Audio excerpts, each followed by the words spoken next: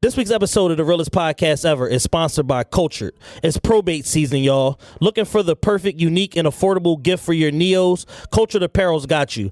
They're featuring the largest online collection of Divine 9 and HBCU socks. You'll find that someone special, something special. Visit cultured.shop, that's cultured.shop, and use TRPE at checkout for free shipping and 25% off your next order. What up, what up? We back. Realest podcast ever. What's this episode, what, 46? 46. 46. Quattro seis.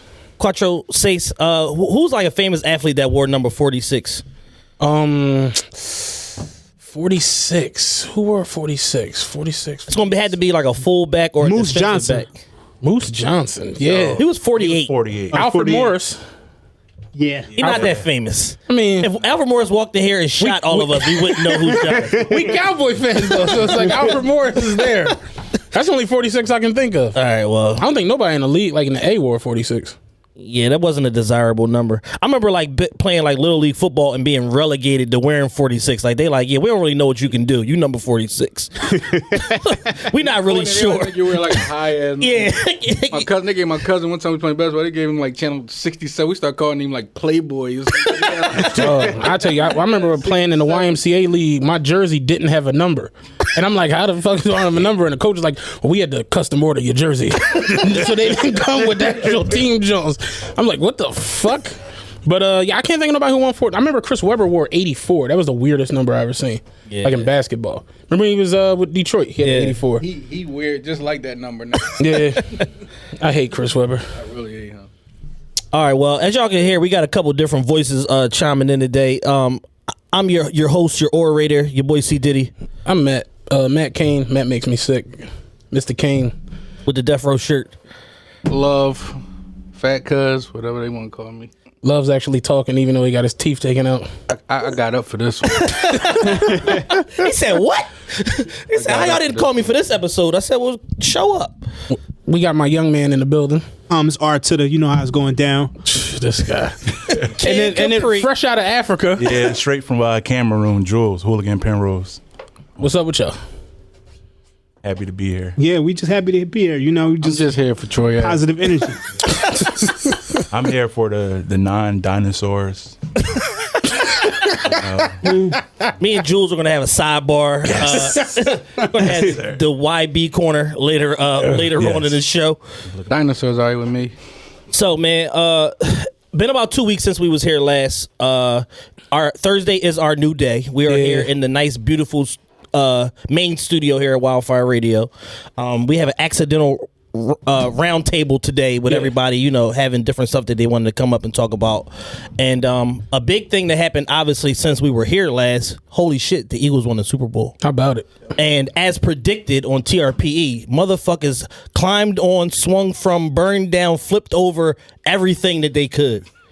Shout out to y'all for doing a good job. The damage was cool. I kind of thought it would be a little bit worse. Well, the things that they actually attacked were very unconventional. Yeah. I didn't see them ripping down the awning at the Bellevue. Well, that's because it was 30 people on it. How did y'all get up there? That was my main joke. Like, how the fuck did y'all even get on Like this joke? teamwork. It's like the Smurfs. Like, Yeah. you climb on me, I'm climb over you. Yeah. Like how did y'all get up there? Is the whole thing that I didn't understand The about commissioner got hit in the head with a beer bottle. I thought that was lit. That was kind of decent. I thought that was lit like shit. Like, yeah, like that was dope. What else did I see that was like, the car getting flipped over. That was hot. Nothing else really. Oh, the cop that screamed out "Free Meek." Yeah, that was legendary. That like went everywhere. Yeah, but even the parade day, like I thought what I think actually happened was the weather kind of saved the city. Like it was just so cold that it was like motherfucker. Like had it been like today. No, it'd have been out there all goddamn day and night. Nobody would have came in the house. But I think the weather being that cold kept motherfuckers in line. Yeah, the game was fly though. I'm just shocked the Eagles actually like Nick Foles. Yo, every like 2 days, I'm like, yo, the Eagles really won the fucking Super Bowl. Nick Foles was on Ellen the other day. I'm flipping through the channels. I thought it was an actor. And like, I'm watching it, no bullshit. I'm watching it for a good. I'm at work watching it for a good minute and a half. This motherfucker got coming out. And that's the tip I'm on. And she was like, "So you guys are down in the fourth quarter?" I'm like, "Oh shit, that's Nick Foles." Cole was sitting on Ellen. I'm like, yo, winning the Super Bowl MVP would change your whole That should life. have put you anywhere. Now motherfuckers clowning Jeff Fisher all day on Twitter for cutting it. I'm like, damn. Jeff Fisher can't catch a break. Nah, you cut that man. That man a Super Bowl MVP. Yeah. Crazy.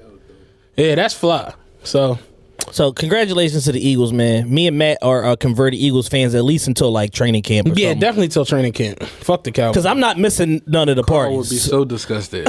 Yeah, Carl was pissed. Carl, no bullshit. Carl, I texted him, he didn't even respond. Like, only time we talk is in the group chat. Like when all of us is talking, he won't. Fuck what these niggas talking about. I'm still hating. On what? I'm a Cowboys fan. We all are, but I'm celebrating, but I'm hating at the same time. Like, fuck it. I was out there. I was out there. Niggas was pulling down like motherfucking traffic lights. I was out there, motherfucking. I'm at the hotel out the airport. I'm celebrating, I but I'm text still Ron, I'm like, hating. yo, you That's going down there? Ron like, nigga, I am down here. This shit is crazy. I was like, I told y'all that shit was pandemonium the night they won. It was dope to see. I was a fan of it. Seeing the like I told you on the It show. was dope to see from the TV. I for sure. You gotta speak right into that mic. Yeah, you guys speak directly It into was these for mics. sure the dope one. I was watching it from home. I was not going down there. Like that wasn't even in my plans. It was dope, man. I enjoyed it. Like seeing my pop and all of my grandpa just being that happy. It was like, Yeah. it was fly to see. Like motherfuckers deserved it. It was dope. But I was like, motherfuckers like, oh, you hate? And I'm like, no, I really think the Eagles just court every possible break you could catch this year. But that's what winning a fucking and that's Super Bowl that's is. what it take. And It's a brutal, physical, demanding game. My homie, like, he a diehard Eagles fan. He like, what breaks? We lost Jason Peters. We lost Wentz. I'm like, Aaron Rodgers got hurt. That sat the Packers down. Yeah. Richard Sherman and Cam Chancellor got hurt. Sat the Seahawks down. Yeah. Zeke got suspended. Sat the Cowboys down. It was literally Odell Beckham sat him down. The Giants sit down.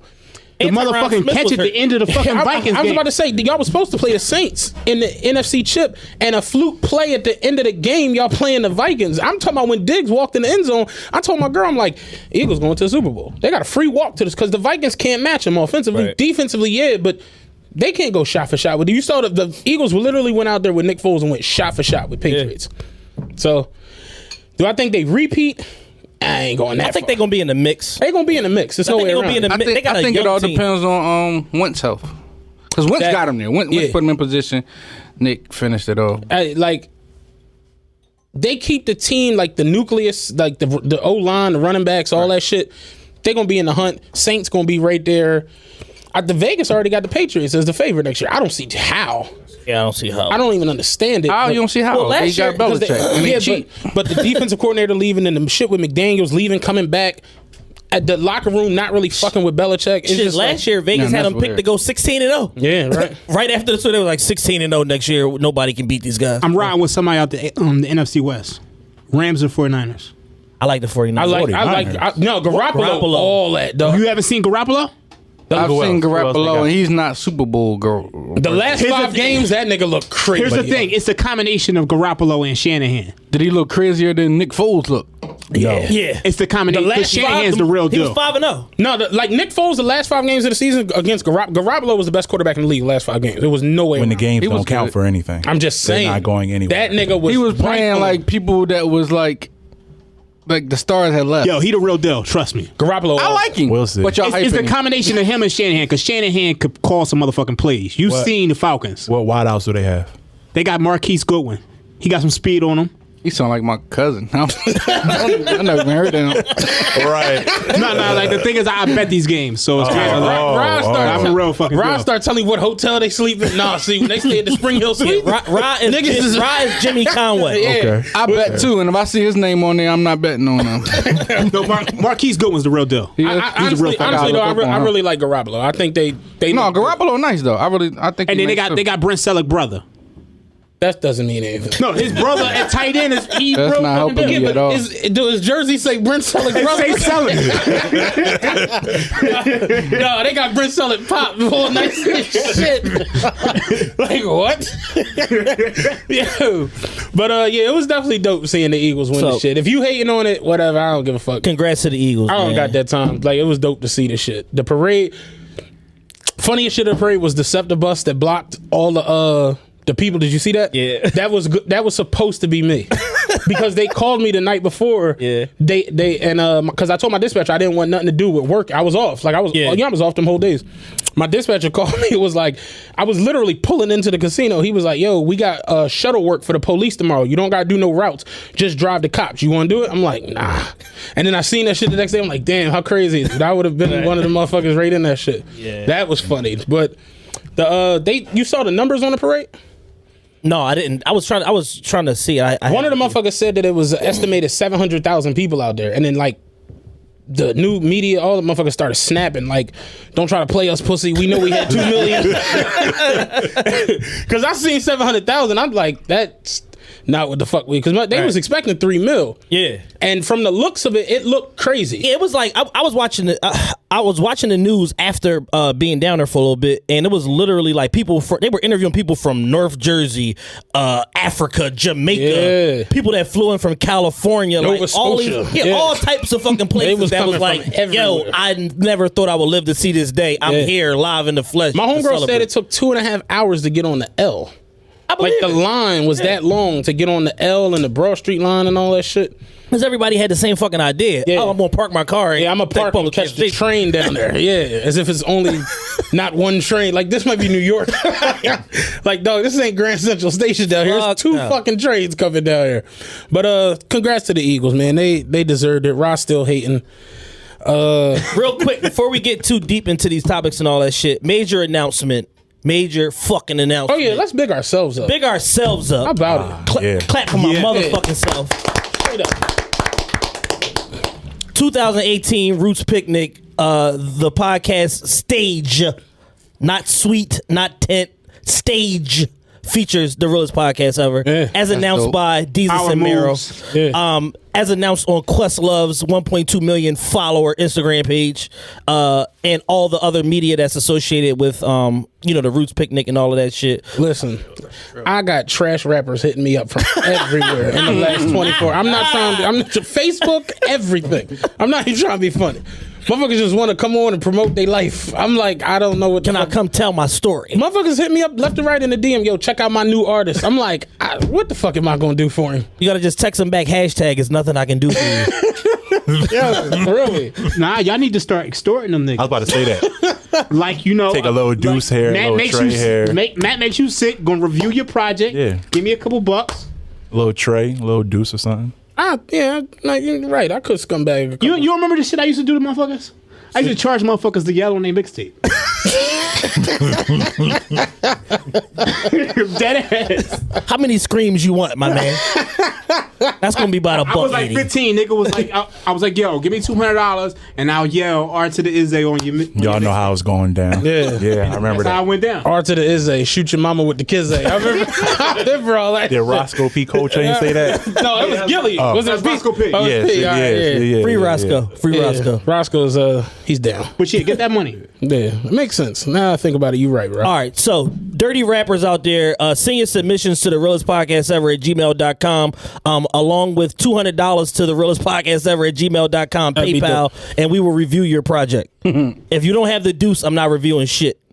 Chad will review and I'll just go with whatever he says. I'm not listening to this shit. Yeah, no, I listened to what Chad said, that he heard it, and I agree. No, the number 6 is Flames. Yeah, that's it's only 5 tracks on there. The bonus. Nah, the bonus joint you put on there. The bonus. Yeah, that's it.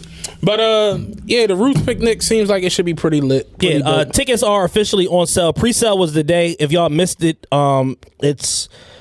Well, by the time the fucking show airs, y'all gonna be at it, but y'all missed the damn pre-sale. But go to livenation.com. The code is INC in order to get discounted tickets. The passes is like when is that joint? June 2nd, Saturday, June 2nd. And I can do a quick lineup announcement. I was told to do this, so let me go ahead and do that too. We got a quick lineup announcement. The Roots, as always, it's the Roots Picnic, are headlining. We have a Roots Jam session hosted by the biggest comedian in the game, Dave Chappelle, with special guests. the King of Philly, Lil Uzi Vert, Dirty Projectors, The Diplomats Reunion, 2 Chainz, 6 Lack, Division, Brandy, Black Thought and J Period live mixtape featuring Fabulous and Jadakiss, Rhapsody, Grammy nominated, Rich the Kid and Jay Critch, that's actually who I want to see, Gold Link, DJ Kid Capri, Bad Bad Not Good, Grits and Biscuits, DJ Drama presents Gangsta Girls with special guests, shout out to Willie the Kid and lot of Dark Man, I'm sure they'll be on the stage. Jokes. JoJo Abbott. Crickets.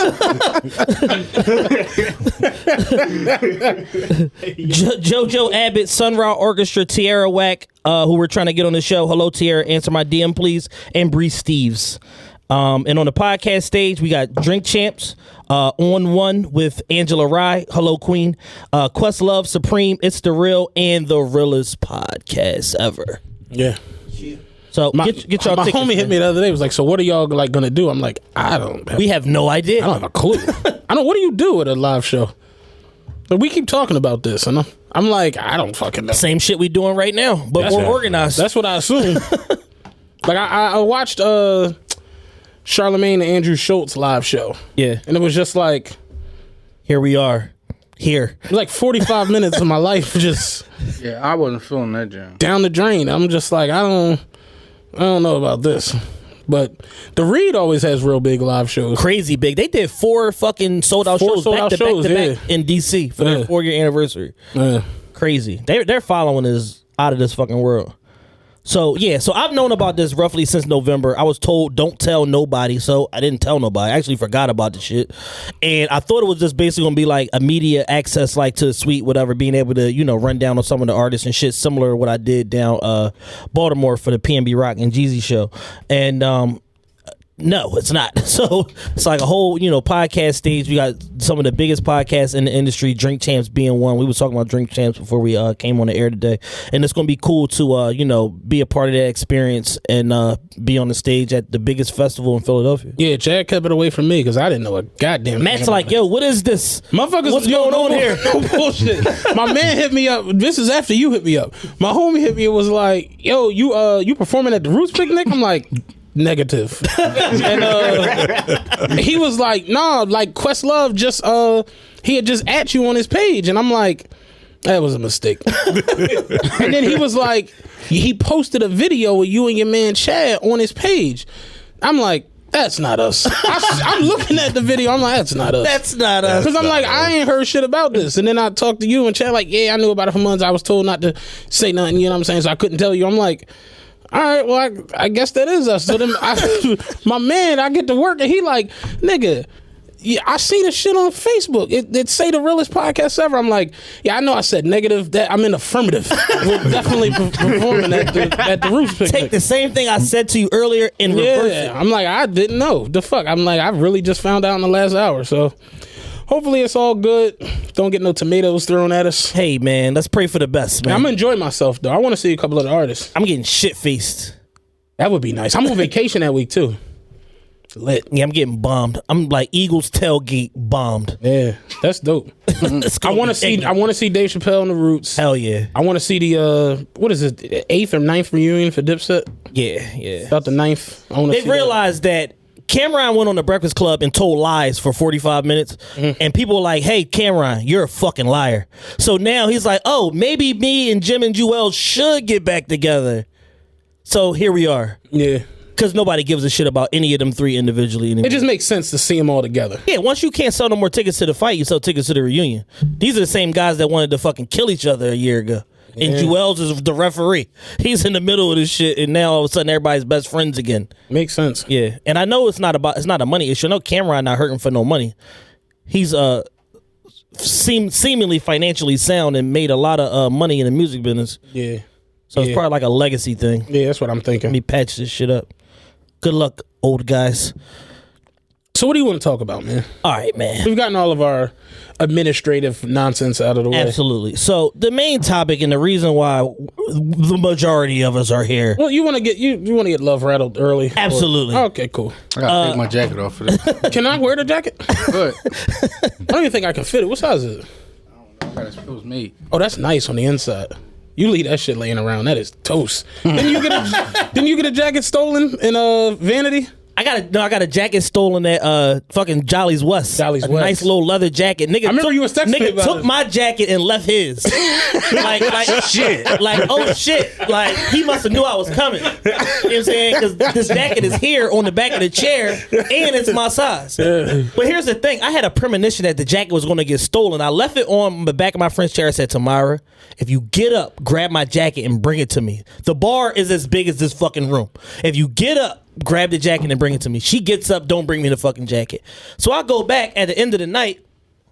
Where the fuck is my jacket? I'll take this order. Not only is my jacket not there, there's a dirty like tan polo jacket from like 97 like sitting on the chair that clearly is the jacket of the culprit who's fucking stole my Remember jacket. them jackets though, the old polo joints? Oh man. Yeah, with the little them was the shit though. Yeah. Y'all ain't have no cameras in that? Or is it just too crowded? Nigger cameras don't work at Yeah. these bars. Oh, yeah. We have cameras. They aren't functioning. Yeah. Them cameras is for closed circuit only. So if I'm watching them, I can see you, but I can't play nothing back. Dude, car got broken into right in front of my depot, and it's a camera there. He went in the back like, yo, can't y'all pull the tape? And they like, It's on the there's boat. not a tape. There's no tape. What tape? Hate to inform you, but we haven't had a tape in there in years. Like, you got me. Don't leave your shit running, dog. Yeah, but they straight took that joint. Now we can wait with Love because he's on ice. Yeah, man. So let's talk about something else real quick. Holy shit. I want to get this whole thing out the way with the Black Panther. Well, in fact, no, we can wait on that. Have y'all watched Chris Rock? You watched it. Yeah. Have you? I watched it in its entirety. No. You don't watch comedy specials? No. You still don't? No. This You one never watch comedy specials. He never did. I'm here for the hoes and sneakers. I feel you. That's it. I want to talk to man Chad with a after plan. this. I don't. No comedy specials. No movies. Hoes and sneakers. That's it. I feel like.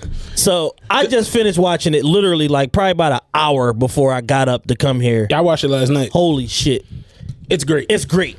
It's like, fantastic. it's effortless fucking greatness. Like, and he opens like with a punch in the face, like to the audience, and the shit just gets progressively better the whole show. My thing when it come to like comedians like Chris Rock, Dave Chappelle, Paul Mooney, Patrice O'Neal, when people be like, I don't feel what they saying, I be like, how? There's life. Yeah. It's the shit you go through every day, day in and day out. How you don't understand what they be talking about? Yeah. It's like when motherfuckers say they don't understand Nas. I be like, what? But Chris Rock new stand up is Oh, that shit is A1. That joint's fire. when he Like was him- talking about the relationship talk. the shit with the custody court. He's like, this judge is talking to you like you ain't shit and it's humiliating. And she like, I need you to bring me pictures of the beds so that I know your children have nice places to sleep. And he's like, the fuck you think I live in a manger? I got $1 million house. You The think fuck I got no beds I ain't got in no it? beds in this shit. So he's like, you take pictures of the bed and you bring them in, and she's like, I need you to take a picture of your refrigerator With and the food that's in it. inside so that I know your children will have adequate meals. He's like, what have you heard about me? like what weird ass rumor are you like? I'm Chris Rock, not Chris Brown. What the fuck is wrong with y'all? Like, I'm gonna be feeding my daughter's dog food. And got some Purina, some puppy chow. I thought it was raw I chicken can, breasts. I can clearly see with that and Dave Chappelle why Netflix gave them 20 million. Oh, hell yeah. Like, Monique, you're tripping because you don't have that. Here's the thing, right? If Monique put the same amount of effort into curating her own show and executing a 5 to 10 city tour, she would have gotten paid already. Yeah, but Monique, You wouldn't have gotten 20 million. have you paid, ever but seen you would have Monique gotten paid. on stage? She's not like a cultural. Stand up. Like, she just walks around and screams skinny bitches for an hour. Like, that shit is not really like decent comedy. I'm not hating. I'm just keeping it a bean. I watched her on Queens of Comedy. It was like Samora was funny. Yeah. Miss Laura had like good jokes. Adele was hilarious. Then Monique came up and was just, you skinny bitches. It was just like, what is this? Like, she don't got that shit that they do. No. you can clearly understand why Dave and Chris got 20 mil though. It made total sense. Yeah. I hope Chris do something else because Dave done gave us 4. Yo, Chris shit was crazy. Phenomenal. What the hell is new? Yeah, Brand just came came out. Yeah, it just came out. I meant to watch that too. I meant to watch. Just came out yesterday. When he was talking about I'm gonna check. I ain't coming outside tomorrow. I'm gonna check that out. when he was talking about his taking his daughter to school and the vice principal just lying to the kid. It's on Netflix too. Yeah, Yeah. It's I like heard that's about some real He ass said, shit. he said, I'm in the freshman orientation. He said, I'm sitting in the auditorium that's up like around this, and there's 2,000 kids in there, and people are just getting up one by one, fucking lying to these Talking kids. about you can telling be us- whatever you want. He said, no. No, He said, what you better off saying is about 4 of y'all can be whatever y'all want. The rest of you y'all better motherfuckers learn how to weld. He was like, if you could be what the fuck you wanted to be, why are you a vice principal? Was that the dream? Like, he was talking real live shit. Every little, even down to the shit with cheating on his wife, all that shit. Like, it was just gym after gym after gym. I thought it was perfectly done. It was dope to see him back doing it. Yeah, no, that shit was effortless. He was killing that shit. It was really, really good. I was really, really happy for that. So yeah, check that out. It's called Tambourine. Yeah. It's on Netflix. I know all y'all out there borrowing somebody's Netflix account, so it should be fairly easy to find. Yeah. It's right in your new releases. Yeah, about 7 of y'all got mine. And he was talking about the police shootings. I told Rod today, I'm like, I think it's kind of interesting that he releases that on a day where he goes in depth so much about gun legislations and gun laws and how easy it is to have a gun and how they'll never change that. And then it's 17 shootings at a school. I think that's fucking crazy that happens on the day he releases that. So, you want to talk about that? Real quick, let's talk about that. What the fuck is wrong with people from Florida? Florida's a nightmare. Like, Florida has Orlando. I watched there's a mass shooting documentary. It's like a series on Showtime. Have you seen it? I saw it, but I didn't watch it. It's 8 parts, and it talks about all the worst mass shootings in U.S. history, and Orlando is on there. And there are literally recounts from people who were there about what the fuck happened. And the fact that the police had a standoff with this guy for like an hour and a half or some shit like that. And he's got 40 people in a fucking bathroom, and they're like fucking and just like shooting motherfuckers like one by one, or like shooting, like spraying crowds of people. And it's a girl on there who her cousin and her sister died, and it's like firsthand accounts of people that were witnesses or victims of like fucking mass shootings and shit. And it's the craziest shit ever. Don't they got like no taxes there or something? No state income tax. state income tax. They in should be Florida. happy over there. What's wrong with them? Florida is. You You got figure Trayvon, you got Orlando, you got this shit. finger licking is Orlando was horrible. the gay bull, shot up everything, right? Yeah.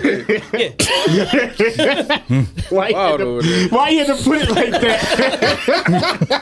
That's all I can remember. Man. No, but yeah, Florida is a Texas nightmare, is man. wild. Like it's bad down there, and it's fucked up because I'm on like both sides of it. I feel like the gun laws need to be tougher. I feel like you should be able to own what you want. You know, I got guns. I just feel like I told you, I don't want that negativity in my life. Keep the motherfucking guns away from me. I think, yo, true story, the funniest shit ever. Rock came into my apartment, sat down on the couch. For no reason, I just went in the closet and got like one of my Glocks and put an extended clip in it and threw it at him. This nigga ran around like a gerbil. This shit was hilarious. See, the thing y'all don't know about Matt is Matt damn near cheddar bobbed himself. I did though. Yeah, we went to the range and it was The one at your crib where you shot a hole in the floor. That's what I was talking about. We went to the range, came back from the range. I was cleaning because motherfuckers don't know how to clean guns. So I was cleaning all the guns and shit. I was done with the rifles. I'm cleaning the handguns. I forgot when we were leaving the range because I had an extended clip for my Glock 30. And the dude in the range was like, them extended clips be bullshit. They jam up. I'm like, no, this like one of the best clips I've ever had. And I literally, I had it filled with 25 shots. Yeah. And I ran off like 20. Took the clip out and put the shit in the case, forgetting it was one in the. Mind you, I was done shooting. I did that just to like show him, like, no, I can run on clean. So we get back to my crib. Everybody leave out. I'm in the living room cleaning shit. I picked the Glock up and I pulled the trigger and pulled the slide. And when I pulled the trigger, boom, like right into the fucking ottoman. Shit. And I mean, like, that shit was like so loud. I'm like. I started gathering the guns up because I'm in like a state of, I start gathering the guns up, like running out the house, like they calling the law. like, let me get the fuck out of here. Like, this ain't my house. So it was dope though because it was a hollow tip. So when it hit the bottom of the ottoman, it shattered on impact. Right. So it ain't go through the floor and no crazy shit like that. Shit, but I feel like you should be allowed to have guns, and I feel like you should carry one. I think that's just the smart thing to do as an adult, especially with as bad as the world is. That's what I be trying to tell you. No, I feel you. Like, my girl got a 45. You got to get you one. Yeah, I mean, at the end of the day, the fucking people who aren't supposed to have guns have more guns than the people who's supposed to have the guns. Real talk. So that's not necessarily so much the issue as like prevention and like how we communicate and deal with people and like prevent some of these situations. Like the situation that just happened with this kid, he was fucking expelled from fucking school. He decided, I'm going to fucking kill everybody. Yeah. And that's what a lot of these school shootings are. It's bullying. It's an expulsion. It's this lack or of that. pussy. Yeah, it's something that's not connecting. That's not being properly diagnosed or assessed by the parent or the people that are in charge at the school and shit like that. Now, the situation in like fucking Vegas, it's nothing you can do about that. Nah. Somebody just up and fucking decides, I'm gonna kill everybody from a hotel room. Like, there's nothing you can fucking really do. I think it's ridiculous at how these shits is becoming like more and more common to where people like another what's day, another mass shooting. You know, last year it was like several school shootings, and like only 2 or 3 of them made like headlines. That shit happens a lot, and we just don't hear about it. Yeah. Steve Kerr, he fed up. Yeah, Trump really fucked that shit up even more because Obama passed like a law that, you know, people with mental health problems can't get guns. Yeah. And Trump came straight Repealed through. the and shit. just I'm like, how I'm gonna get a gun? Fuck. We thought he was talking about him. Yeah, get rid of that fucking law. Like, yeah, that shit is crazy, dog. Like, somebody earlier on Twitter, I forgot what the tweet was. Like, you got to go through more shit to. What the fuck did they say? Like, it's easier to get a gun than it is to get. I forgot. Oh, a tattoo if you're under 18. I'm like, yeah, how about it? Like, you really need your parent to come in and sign for that thing. Like, that shit is crazy, yo. Like, anybody can just get their hands on it. The crazy part is you can get your hand on an AR easier than a fucking handgun. Oh, yeah, absolutely. Which I don't understand. On this week's episode of The Shy, it showed them fucking going down to the fucking dock. You see that? Unloaded motherfucking boxes and boxes of assault rifle. I see my eyes lit up. I was like, what is going on? Yeah. And the cop boy let him in. So y'all got 30 minutes. Yeah, cut the cameras off. I watched the documentary the I other day on Viceland. Have y'all watched Viceland ever? You ever watch? watch it all the time. Watch it all the time. It like the most gutterous, trapping ass, gangsta ass niggas will just let the nerdiest white guy get it. Am I lying? Get in the van with him and just ride around, commit. This shit is. Boy's in Detroit, and he was like, "Yeah, I want to know about the illegal gun market here in Detroit." So I found this drug dealer. Boy, like, "Yeah, come on, you can ride with me to my man's funeral. He just got killed, but you know, I ain't promising you that it ain't gonna pop off at any time out here." And they just in the van filming. Then he go to like this one gutted ass house, and it's this bull sitting in the basement on some like the way Marlo was dressed on Power. Yeah. Like he's in the basement with army guns and no furniture in the house. Like, why the fuck is this going on? I be like, yo, there's no way this shit is real. I be thinking it's fake. You know what I'm saying? Because, you know, and I'm glad you brought that point up, because certain shit is just like, how are y'all not getting pulled over every 3 minutes when you riding around with a red bandana tied around your fucking face? Exactly. Looking like fucking Wyatt Earp or some fucking body at 3 in the afternoon. How are you not getting pulled over? I don't understand that shit. But the boy they was selling guns and dumping guns and scratching serial numbers. I'm like, yo, this shit is crazy. Like, I don't want to go to Detroit. No, Detroit is like ground zero. Detroit, Chicago, the whole Midwest, really, Milwaukee, all that shit is fucked up. Crazy. It's really fucked up. Really. It's really fucked up. Yeah. Do you ever watch like OG? Original Gangsters? Of course. Remember that shit was like out. Remember like that was in Indiana. Indiana. Like that's how that's like Gary, Indiana. Like all like the gangsters hang out in abandoned warehouses. Shit like that. Like, that shit crazy. Oh, Gary, Indiana was serious. Man. Yeah, hell yeah. That joint's serious. That's where Mike from. Yeah. And Freddie Gibbs. And yeah, Freddie Gibbs from and there. Mike Epps. Yeah, Mike's from Mike Epps from there, yeah. Yeah. Mike said, I'm going to Kansas City. Fuck this. Yeah, the Midwest is... Kansas City ain't no fucking better. I was to say, ain't no better. That shit overrun with motherfucking bloods They and killed shit. Mac Dre out. He Yeah, ain't no drive by over on the there. highway. Yeah, on the highway. He was coming from Oakland. Smoked him. Mac Dre, rest in peace. Yeah, the gutters in these other little hick-ass towns, like Chris Rock was saying, like Mississippi, is fucked. Like, he wasn't lying. You ever been down there? No, never. I drove. No, through thank there. you. Like, yo, I'm talking about like Mississippi. I told you I came through Mobile, Alabama. There was a billboard that said "Home of Rich Boy." I'm like, damn, like that's all y'all got. This is it. Like, this is the pinnacle. This is it. Like on some straight Ed O'Shea shit from Little Giants. I'm like, yo, what the fuck? Like down south is crazy. You get into them little. I told you, one of my white dudes. We call him Egon. No bullshit. He looked just like Egon from the Ghostbusters. He from Seattle. I met him when I was trucking out California.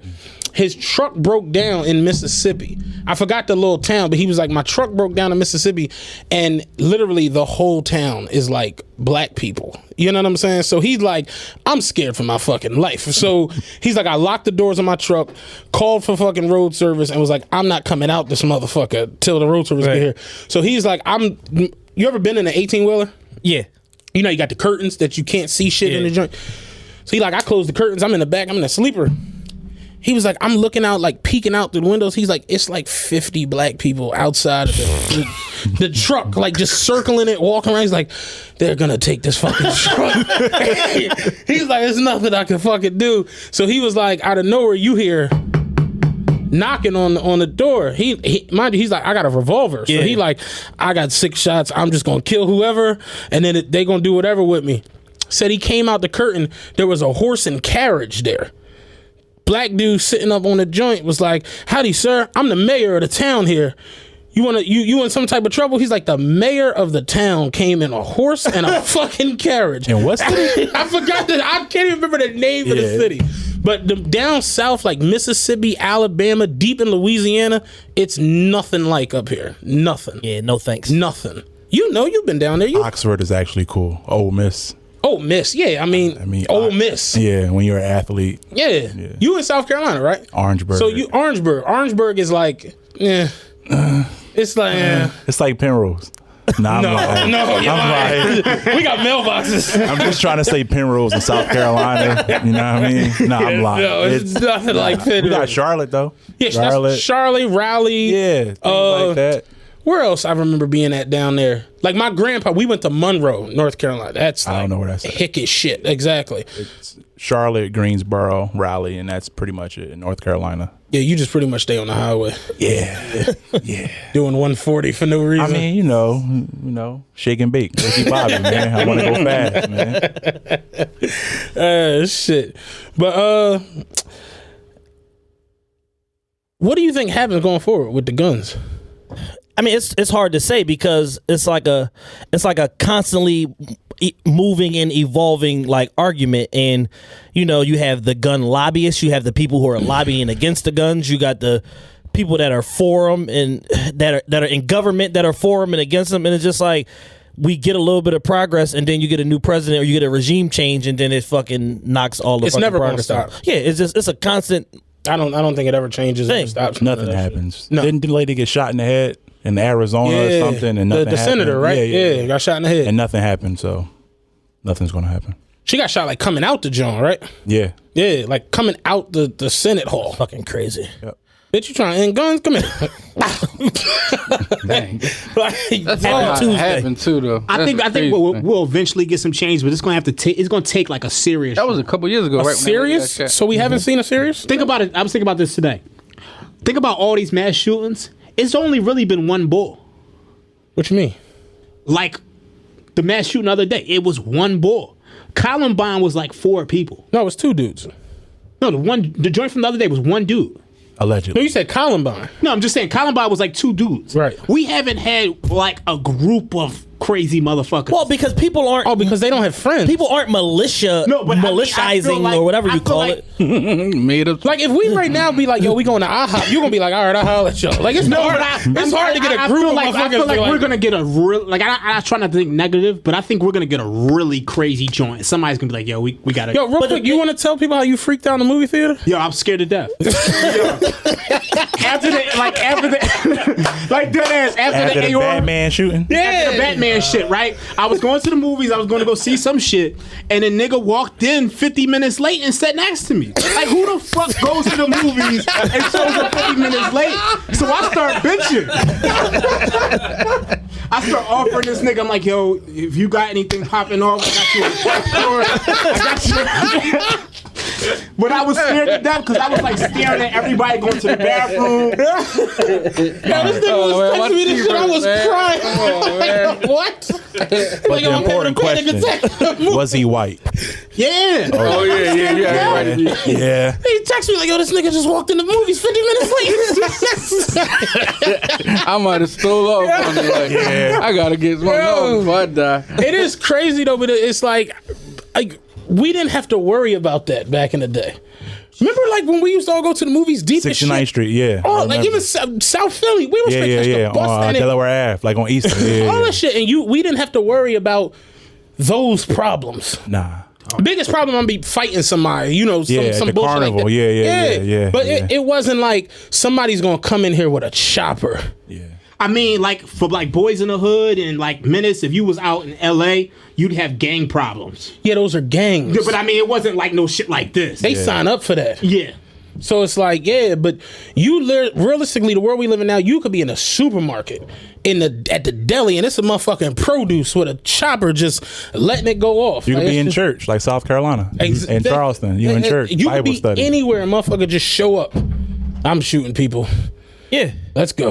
Yeah, it's because the whole thing is it's an ambush. It's the element of surprise. Yeah. So it's like it's no way to truly prevent this shit. So I guess that's part of the argument for the people that are for it. Is just like, well, there's no way to really prevent one rogue guy showing up somewhere and shooting people.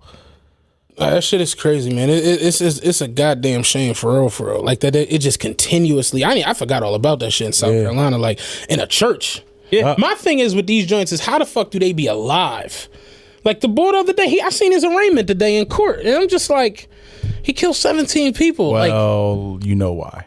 I mean, yeah, but it's like, I'm just saying. I mean, like, it don't shock you a little bit. Let one of us do it. Yeah, I know that. Surprisingly, DC Sniper didn't get shot.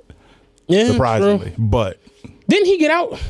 The son did. The son did, yeah. The young boy. That wasn't his son. John Lee Malvo. Malvo. Yeah, it was adopted son. They basically said he was a patsy. Like he was forced in. He was under 18, so. Yeah, the other boy got deaf. It's over for him. They was shooting out of a trunk. He let the son out? Yeah. No, he should have got. Yeah. No. Because he was like coerced in that He wasn't 18, so. I don't care. I mean. Realistically, they should have just shot them both in the head and just like throw them in like the Tacony River or some shit like that and just like open and shut case. See you later. I remember one of the certifying 17-year-olds in Chicago every day. They do it 14-year-olds. Yeah, they do it here. They certify my little brother when he first quit. He was only 17. He shouldn't have got out. You know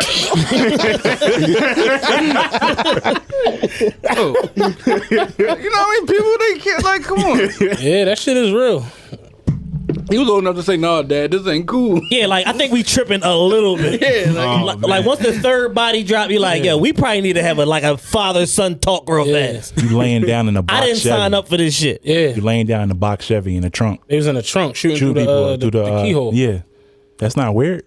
Like, yo, Dad, you tripping a little bit. like, Dad, I'm trying to go play baseball. It's like, not Grand Theft Auto, Dad. Like, it's real life. This is crazy. People really dying, Dad. Nah, it's all right. Stop bitching. Yeah, but I don't know, man. The future of gun control in this country looks very, very bleak. I want to send a rest in peace to all the people who died, got killed down there. Like, that's a fucked up way to go. Like, we all gonna go and we know that, but you at science class, motherfucker. You at school learning. Yeah, like, that's trying to better yourself. Your kid went to school today to be a productive member of society. That's the part to me that's just like fucked up. Not safe nowhere. Yeah, that's a trifling situation.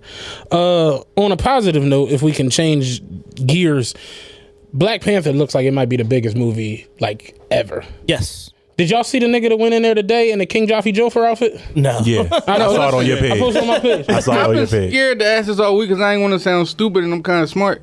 What the fuck is Black Panther? Yo, I'm with you. I have no idea. I'm not trying to be funny. Why is everybody hyping it? I never Is it like some Black Power? Is it Marvel? I never knew that y'all shit was... confusing me because I see Black Power people arguing over it. I see the super... I don't know nothing about comic book. I was never into that. I was outside. Mitch came on the joint like, y'all stupid for that. supporting this movie. I'm like, Mitch doesn't like it. Yeah, now what do we do? When I see Mitch this shit, I'm like, hold on, I'm really lost now. That's what I'm saying. I was like, now what do we do? He like, this movie for white people and all I see is dark skinned people with black uniforms on it for the whole movie. Here's the thing. You have a black director. You have a black lead. You have a black villain. You have an 80% black cast. You have the movie that was filmed primarily in Africa and in Atlanta. If that don't support the black community, I don't know what the fuck does. Any company that exists has to turn a profit in order to continue to create more commerce. No. If this movie is not successful, it is over for black cinema. It's fucking over. Cancel every black movie going forward. It's not nothing. Y'all not getting nothing more than fucking $5 million budgets to go do Think Like a Man 37. That's all the fuck you getting. I was if just this movie don't work. I told him, yo, I can't remember one scene from Think Like a Man. They always trash, bro. Yeah, it's the same fucking movie. Right. So if this shit doesn't work, this is a basically $150-200 million blockbuster movie built around a 31-year-old black director from Oakland, and this nigga sounds like Marshawn Lynch when he talks. Like he's a real Oakland nigga that directed this movie. He did Fruitvale Station. He did Fruitvale Station and Creed. Oh yeah, okay, I saw them. And from that, he brought his lead, Michael B. Jordan, through all these movies. So he basically paired up with this actor on his progression up and brought him to this blockbuster film. You have Chadwick Boseman, who's played Jackie Robinson, Thurgood Marshall, all of these fucking amazing roles. I saw a movie on fucking Netflix with him like 2 months ago that was amazing. Some shit where he came back from Africa and was researching who killed his sister and took on his fucking gang. That motherfucker is amazing. He might be the best actor alive.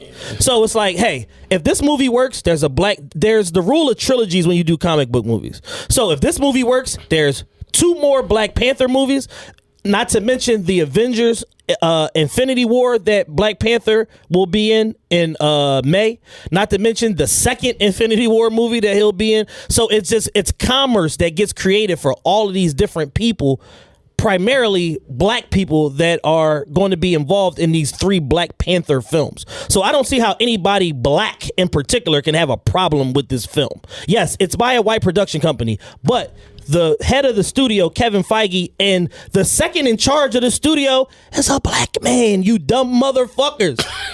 Y'all, like, I need people to start doing a little bit of homework on shit before they start dissing it. I see you did. The second in charge of Marvel Studios, the #1 producer is a black man. Okay. Even the director said, I didn't even know that until I went and met with him and realized, like, holy shit, he's the one that pushed to get this movie done. All right. So they could have easily jumped over this shit and made Captain Marvel and made Ant-Man and the Wasp and all that shit before it, but they made it a priority. So let me, are any of y'all, like, were y'all in the comics or any of that type of shit? I wasn't a fanatic. Batman my favorite just because I like Bruce Wayne because he was rich. So is Black, I don't like them people. So is Black Panther an actual... Yes. Okay. I heard I heard of him. My little cousin will give me the rundown. I'll be sitting there listening to him like I know what he's talking about, but I don't know what he's talking about. The Black Panther character is based off... the Black Panther is a mantle that is given to the king of Wakanda, which is like a secret African society in this fictional world or whatever. So the Black Panther is a mantle that is worn by the king of Wakanda. So in this particular iteration of it, it's T'Challa. His father before him was the Black Panther, and there will be another Black Panther after him when he dies, because it's a suit, it's a technology, it's all of the resources of the country. Okay. So it's basically like a secret nation that's hidden in a certain part of Africa that nobody can get to, and they don't know that it has all of these different resources that are viable to the Marvel comic universe. Okay. Vibranium, which is what Captain America's shield is made out of, and different weapons and shit in the Marvel world, all are mined in Wakanda. So Wakanda, in its essence, is the center of the Marvel universe as far as resources go and different things go. And this movie helps to set the stage for a civil war when all of the different Marvel characters come together. And Black Panther being a seminal part of that, which he was featured in the Captain America Winter Soldier movie. That's where he started from. And now he has his own feature. I ain't see that. Yeah, so there's like, I ain't seen none of there's like 37 Marvel movies. I never watched any of them. Starting from Iron Man 1. I like 2 people out of, I don't know if they Marvel or if they, what's the other people? DC. I just like I like Iron Man, and I like Batman. Other than that, I don't know them Batman is people. DC. Yo, Iron Man is. y'all remember Marvel vs. Capcom, the video game? Oh, hell yeah. Street Fighter and all that shit. Got me with that. Y'all one. remember Steve? Right? Oh, Capcom. Yeah. Around the way. Right. I do remember that. Remember Steve and Amami was like the greatest Street Fighter niggas on earth. So it was a arcade downtown, the amusement park, where all the Asians hung out and played Marvel vs. Capcom, like the arcade joint. Yeah. So we went down there because Steve, like, you know, I'm gonna go see if I can fuck him up and whatever. And I'm thinking like Steve nice as shit in this game. So I'm like, this is gonna be crazy. And he had he called them the gi team because they all wore gis. the gi team. The gi team. It was Ken, Ryu, and Akuma. Because remember, it was 3-on-3. Yeah. Steve got in there. He got on the joint. He's playing this Asian boy. Cool ass Asian boy. Had his hat on backwards. They stand at the joint. Steve picked Ken, Ryu, and Akuma. Asian boy picked Gambit. And I don't know who the fuck else he had because Gambit ran through all three. This shit was crazy. It was cards flying everywhere. This shit was bonkers. That's the biggest I ever got into the Marvel Capcom shit, like, ever. I never watched any of the movies. What's dope about the movies is that there are hidden messages in these movies that signify racism and different historical events that went on, and they're basically using these superheroes as a means to tell the story. Same thing with Star Wars. Star Wars is essentially about the Jews and the Nazis. But if you're not a fan of fucking Star Wars and you don't know nothing about George Lucas, then you wouldn't fucking have no idea about that shit. But it's it's symbolism. It's using characters in a way to tell a story that is hard to digest if you just put motherfuckers on TV and say, Adolf Hitler burned up millions of fucking Jewish people and did such and such and such and such, and Henry Ford and the American Nazi Party assisted him. Now what? You can't tell that story. Right. Everybody gets mad at you if you tell that fucking story, even though it's documented through fucking history. So it's just a lot of moving parts that, you know, goes into the shit. So they basically use these characters in a way to be as entertaining as possible, but also tell a story also. So it's putting like medicine in the candy. Exactly. That's exactly what it is. And that's basically the essence of what Marvel Comics and what Stan Lee has historically been all about, is using these characters to tell different stories and talking about how, in like the X-Men in particular, how mutants are basically like black people and they're outcast by society and nobody fucks with them and they all scared of them because they feel like they got these superhuman powers. So it'd be like the black athlete. So it's like people revere you but fear you at the same time. And that's essentially like the whole role of like, they use their power. Even though all these people hate us, we still use our power to help them in a better society. So it's like, it's really some deep shit. Like if you really get into like the science of it and the philosophy, you know, of these movies. And at the end of the day, anytime a multi-billion-dollar studio, Marvel Studios has done $17.3 billion in worldwide box office. So anytime a company of that size wants to get involved with the black consumer and gear something towards us, we should all support it. Yeah, I'm gonna go see it now. I ain't gonna front. Before I was like, fuck it. Even if you don't go, buy a fucking ticket and don't. Even if you don't give a fuck, buy a ticket and don't go. But if this shit don't work, it's over for big budget black cinema. Yeah, I'm definitely gonna go. Nah, you sold it. I'm gonna go. I ain't gonna front. I saw D-Ray went with like the white face paint and all that shit. Yeah, D-Ray's a clown. Yeah, he's weird. Like Stone cold weirdo. Niggas are showing up dressed. But Mitch said he not fucking with it. Cause I was gonna say I wonder what Mitch wearing. But why is he not fucking? I don't know why though. Mitch is very. I gotta go see it because I want to know what is. I gotta go see what the hoopla about. Like I gotta see it. Like I gotta see it. Mitch is one of those people that like. He doesn't like people that aren't black. If that makes any sense. So he doesn't want to do anything that'll like better them.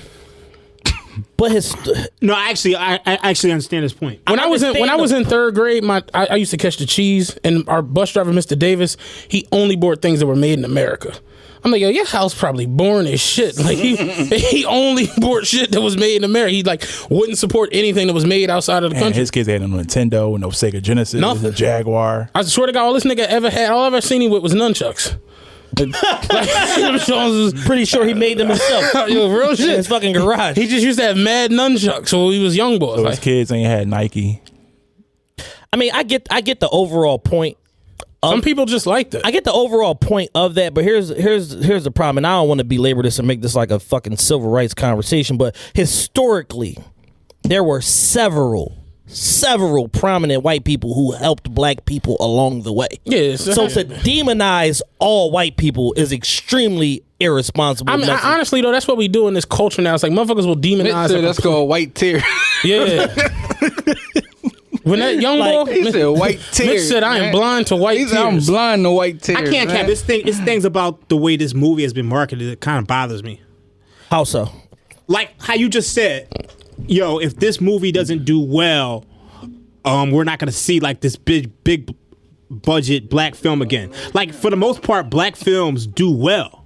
Like they overperform their budget, and it's just like I feel like it's being marketed to black people as if, okay, y'all have to support this movie. I see that. We have to support this You movie. do have to support it. Listen to what I'm saying. Listen to what I'm saying. Just like you have to support Colin Kaepernick, you have to. No, you do. You have to. Let me finish my statement. We have to support this movie because if this movie wins, we all win. And I just don't think that's the case. Like I think the actors and the director, you know, they need us to support this movie for them to win. But it's like this movie doing well doesn't mean that we all win. It turns on the faucet for other movies. It opens up the reservoir. I can understand what he said. It's sort of like the OJ trial. Like Chris Rock was like, I go to my mailbox every day and I'm looking for my OJ prize, and there's nothing. Not help. And it's like, what? We did not win when OJ won. But that's how motherfuckers was acting. We won. That was misguided. We supported a fucking murderer for emotional reasons because historically black people. Oh no, I'm just talking about that. The way motherfuckers handled the verdict, like white. Well, folks we were fucking idiots. And white, every white. I'm talking about. You know, white folks was pissed. That's a common theme among blacks in entertainment. Like a lot of these entertainers, like from Monique to Jay-Z with Tidal, they act as if them winning means that we all win. That's true, because Monique just really did that shit. I see what he's saying. I'm seeing a common theme with that. But you know the difference between Jay-Z and Monique is Jay-Z fucking gave money to Black Lives Matter in Baltimore and bailed out hundreds and thousands of people. Oh yeah, that's true. The difference is Jay-Z puts his money where his mouth is. Monique ain't never helped nobody but Monique. No, but I'm just true. That's why we hate Monique. I'm speaking in general in terms of black entertainers. But besides that, I hope the film does extremely well. You know, I've been a fan of Ryan Coogler. That's a director for a while. Like so, like you know, Ryan Coogler not being able to Ryan Coogler having this obligation to do this movie allowed for another young black actor to take over the Creed franchise. That's a direct result of this movie getting as big as it was. If he didn't have to do as much press and fucking support for this movie and reshoots and this and that, he would be doing fucking Creed right now, and that would only be one job. They doing a Creed too? They're doing 10 of them. I had no idea. Rocky gonna be like Zordon. Like when he died, they're gonna have this nigga in glass talking to Creed. Dead ass talk. They just won't let Rocky fucking go. We talk about it every week. How much we hate Rocky. That last Rocky was horrible. The last 7 of them were horrible. That's the last one I saw. We talked about this on the show before. I'm done at Rocky 4. Rocky went from I'm done at Rocky. Rocky went from being 15 and no, you can't front on Rocky 4. That's Drago. You can't front on Drago, man. We talked about this on the last show. If he dies, he dies. It's legendary. Rocky went from being 15 and 54 to being 54 and 3 in 2 movies. There's no white man in South Philly that can take over heavyweight boxing. This shit is unbelievable. I don't even understand how people like this shit. It's unbelievable. It doesn't make sense. I will never like Rocky ever. I hate that movie. I don't know. Holy shit. Yeah, Rocky trash. I hate trash. No, at the 4, man. At the 4, it's trash. I don't know who what was the boy name that had AIDS and then didn't have it no more? Oh, Tommy Morrison. Yeah. Tommy Gunn. Rocky was living in a basement. I know how you get but this is what I'm saying though. He messed all his bread up without doing no coke. Like I don't like that's the corny story. How you ain't get high one time and mess all your bread? I want to see him go out like Scott Scorch or somebody. Like don't movie stink. Part 5, you just broke. I can't believe they still. Now they done flipped it over to Creed, and it's like. I didn't watch Creed. I've watched like 20 minutes of it. I'm just like, yeah, this ain't for me. Yeah. I fuck with Wallace, but I hate this fucking movie. You know what I'm saying? I didn't like Creed. I fucks with Wallace. I'm happy that he blew, you know what I'm saying, from being Wallace on The Wire. That's dope. Yeah. You know what I'm saying? But I'm cool on Creeds. I like Fruitville Station. You know, what else was he in? Michael B. Jordan. He was on Friday Night Lights, the TV series. I never watched Yeah, one. that's where he got his start. The movie was all that. With Derek Luke? The movie was all that. Yeah, he was on the TV series. The TV series was after the movie or before? It was after. After the movie, right. That's on now, right? It's off now, but it ran for a while. It ran for a while. Yeah, I Ran for seen like 6-7 I used to years. see it, but never watch it. When the fuck? Since we talking about when the fuck does Billions come back on? March, yeah. Everything got pushed back on the It feels Showtime like it's schedule. been longer than a year. These Showtime shows got bigger than they I expected, ain't and gonna now lie. they got to ramp up the production. And all my life, waiting for Billions to come back on has been the most stressful. Billions is the best shit. I'm out waiting there for to me, Billions in Homeland. They said Homeland not coming back till fucking April. bro. You watch Billions? I could care less of power. They said, I see this thing on like bring stars back. They don't got the channel stars no more or something? What it is they certain cable providers, big cable providers like regional ones, have dropped stars. Like who? Like in New York, there's not RCN, it's some fucking cable provider or whatever. Like they Not have like FiOS and Comcast. But it's like a regionalized like company. Like they deregulated the electricity industry, cable, and all that shit. So you can like in certain markets, you have these little small companies that have. I don't know. A lot of people don't remember this. like- Before Philadelphia became like a fucking monopoly. You know, because you own the Wade Cable, all Raider that shit. Media. Yeah, so it's all like that- it's like that. Remember that shit? Like, I it used was to beg my mom, can I order Appetite for Destruction on the box? Yeah, so that Mom, can I order So they the do the first same three sort of numbers? shit. So they Like, it was a bunch deregulated. of shit So they back in the day. deregulated the cable industry again. So now these small like carriers are popping up in different places, and their whole thing is like we just going to beat the price of whoever the top guy is. So in order to do that, they got to drop certain shit from their network. Well, in as long order as to they be don't drop Showtime, competitive. they can have stars. No disrespect, but Power is turning into Rocky. I mean, Power last season. was awful. Cause I think they about to link up with the Italians, and I ain't got time for that, man. Like I ain't. Yeah, Power was the first two Ghost seasons of were Rat, really good. Like I'm cool. Third season was like, all right. Fourth season was like, it was. I've never seen. I mean, it keep you interested, but It's getting so corny, bad man. that it's good. I'm tired of Tommy and Ghost breaking up. Like it's just too much. It Like, keep you entertained because you like the folks in it. We like 50, we like Omari, we like Natari. Yeah. You know, we like the people in it. But the show, we talk about that. storyline. The writing is like, this is like, Trash. who wrote this? Because it's like they're almost like intentionally zigging where they should zag. It's almost like on purpose. It's like, you Right. didn't see that coming. Right, it's like, right. yo, you fucking bitch, stop. Like, stop doing this every week. Somehow Ghost got out of jail. Ghost always gets out of jail. Angela- First of all, we knew Ghost was gonna get out of jail the whole time. We waiting for it to come back. Like, home. We knew crazy. that. Ghost gets out of jail. Angela doesn't go to jail. Ghost kills a CO before he leaves the jail. Charlie Murphy. It's just like, nah, this is pandemonium. It's not even close Yeah, to real. but Y'all it's still bad. gonna watch it though. Absolutely. Exactly. Yeah, I mean, because I gotta hate. What else am I going to talk about with everybody on Twitter if I don't watch Exactly. this It's a horrible bid for fucking me show? though. Corny shows that's popular is a bid for us. Like my you know what I'm shtick saying? on Instagram is that I hate everything, so I have to see everything in order to hate everything. point. It just Good makes point. sense. Good point. Absolutely. Motherfucker straight asked me like, y'all like Eminem last album. My man was like, you hate Eminem? I'm like, yes. Let me get into this. It's time for me to delve into this. Let me get Tag into me in, this. tag Let me clear my schedule for the next 2 hours. I gotta get busy. But rewind some of this horrible shit. All right, we got all that shit out. Everybody go see Black Panther. I'm going next week. Please. Yeah. Yo, go see Black Panther. It should be lit. It looks very, It's very like good. sold out now. It's it's super sold out. How we gonna see Yeah, it? they're saying You got- that it's going you- to set the February you box got- office opening records. Going to beat Deadpool. You can't show up buying tickets. You got to order them online. You got to order them online. like before you wherever go. the fuck you go, just order Yeah, them. I heard online. like online is like You got to go into gotta next really week and the week search. after. Yeah, like you gotta you really ain't getting okay. nothing in the Oh next yeah, nah, I ain't 4 or doing 5 all days. that. All right. oh yeah, I gotta look on that. All right, so You can fly to fucking Cameroon. When it come out tomorrow? Shout out to It's tonight. Yonde, It came man. out it's today. out tonight. Come on, Yeah. tonight. Like, it's out, that's Okay, where the right. boy was walking in with the King Jaffe Joe first shit. That I don't Oh, understand. okay. Yeah, I like ain't- dressing I ain't up. Why to don't go- y'all rent out a theater? TRPE rent out a theater. You know you can do invite that. people. Yeah, why don't y'all do that? Yeah, we should. We can do that at what you call 'em? At 69th Street. 69th? Studio Yeah. Grill. Yeah, I seen that. Your folks did that for the Super Bowl. That was dope. I was like, that's a dope setup. Yeah. It was. We had fun at that. All right, yeah, fuck it. We going to do that. They rented out a theater for the Super Bowl. I was like, that's All my dope. rich friends out there, PayPal me $100 towards this. We're going to get this started. We're going to rent out a theater and take everybody to see Black Panther. I'm with that. I'm with that. That'd be pretty That is dope. dope. That'd be pretty lit. Good idea, man. You gonna come?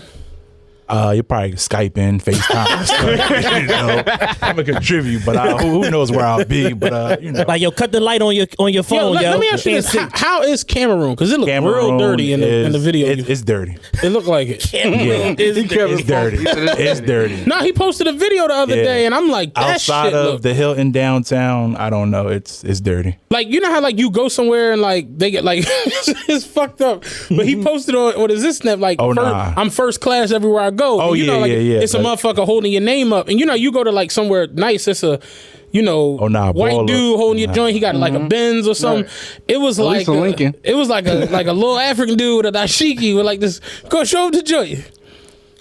Yeah, nah, it's bad. It's like I don't want to say third world country because the process came from there, but it's bad. It looked crazy. It's pretty bad. It's where is this at? It's in Cameroon. Yeah, Yaoundé.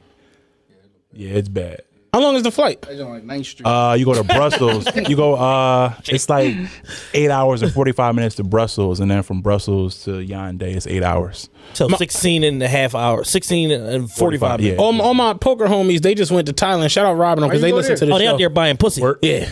Yeah. But they all listen to the show. To Rob, Whoa, Trey. wait, buying pussy. Whoa. They Thailand. Oh, that's the only reason to go to Thailand. My man, whose name shall remain nameless. My homie went to Thailand. He said he literally was buying pussy for like $6 American. Oh yeah. Like threesomes for like $14. Yo, listen, when I was in Youngstown, Mexico, on the other side of the border from Laredo. Most expensive thing was the condoms. Yeah. Our trucks, the loads wasn't coming over from Mexico, so we had to wait for the loads to cross the border.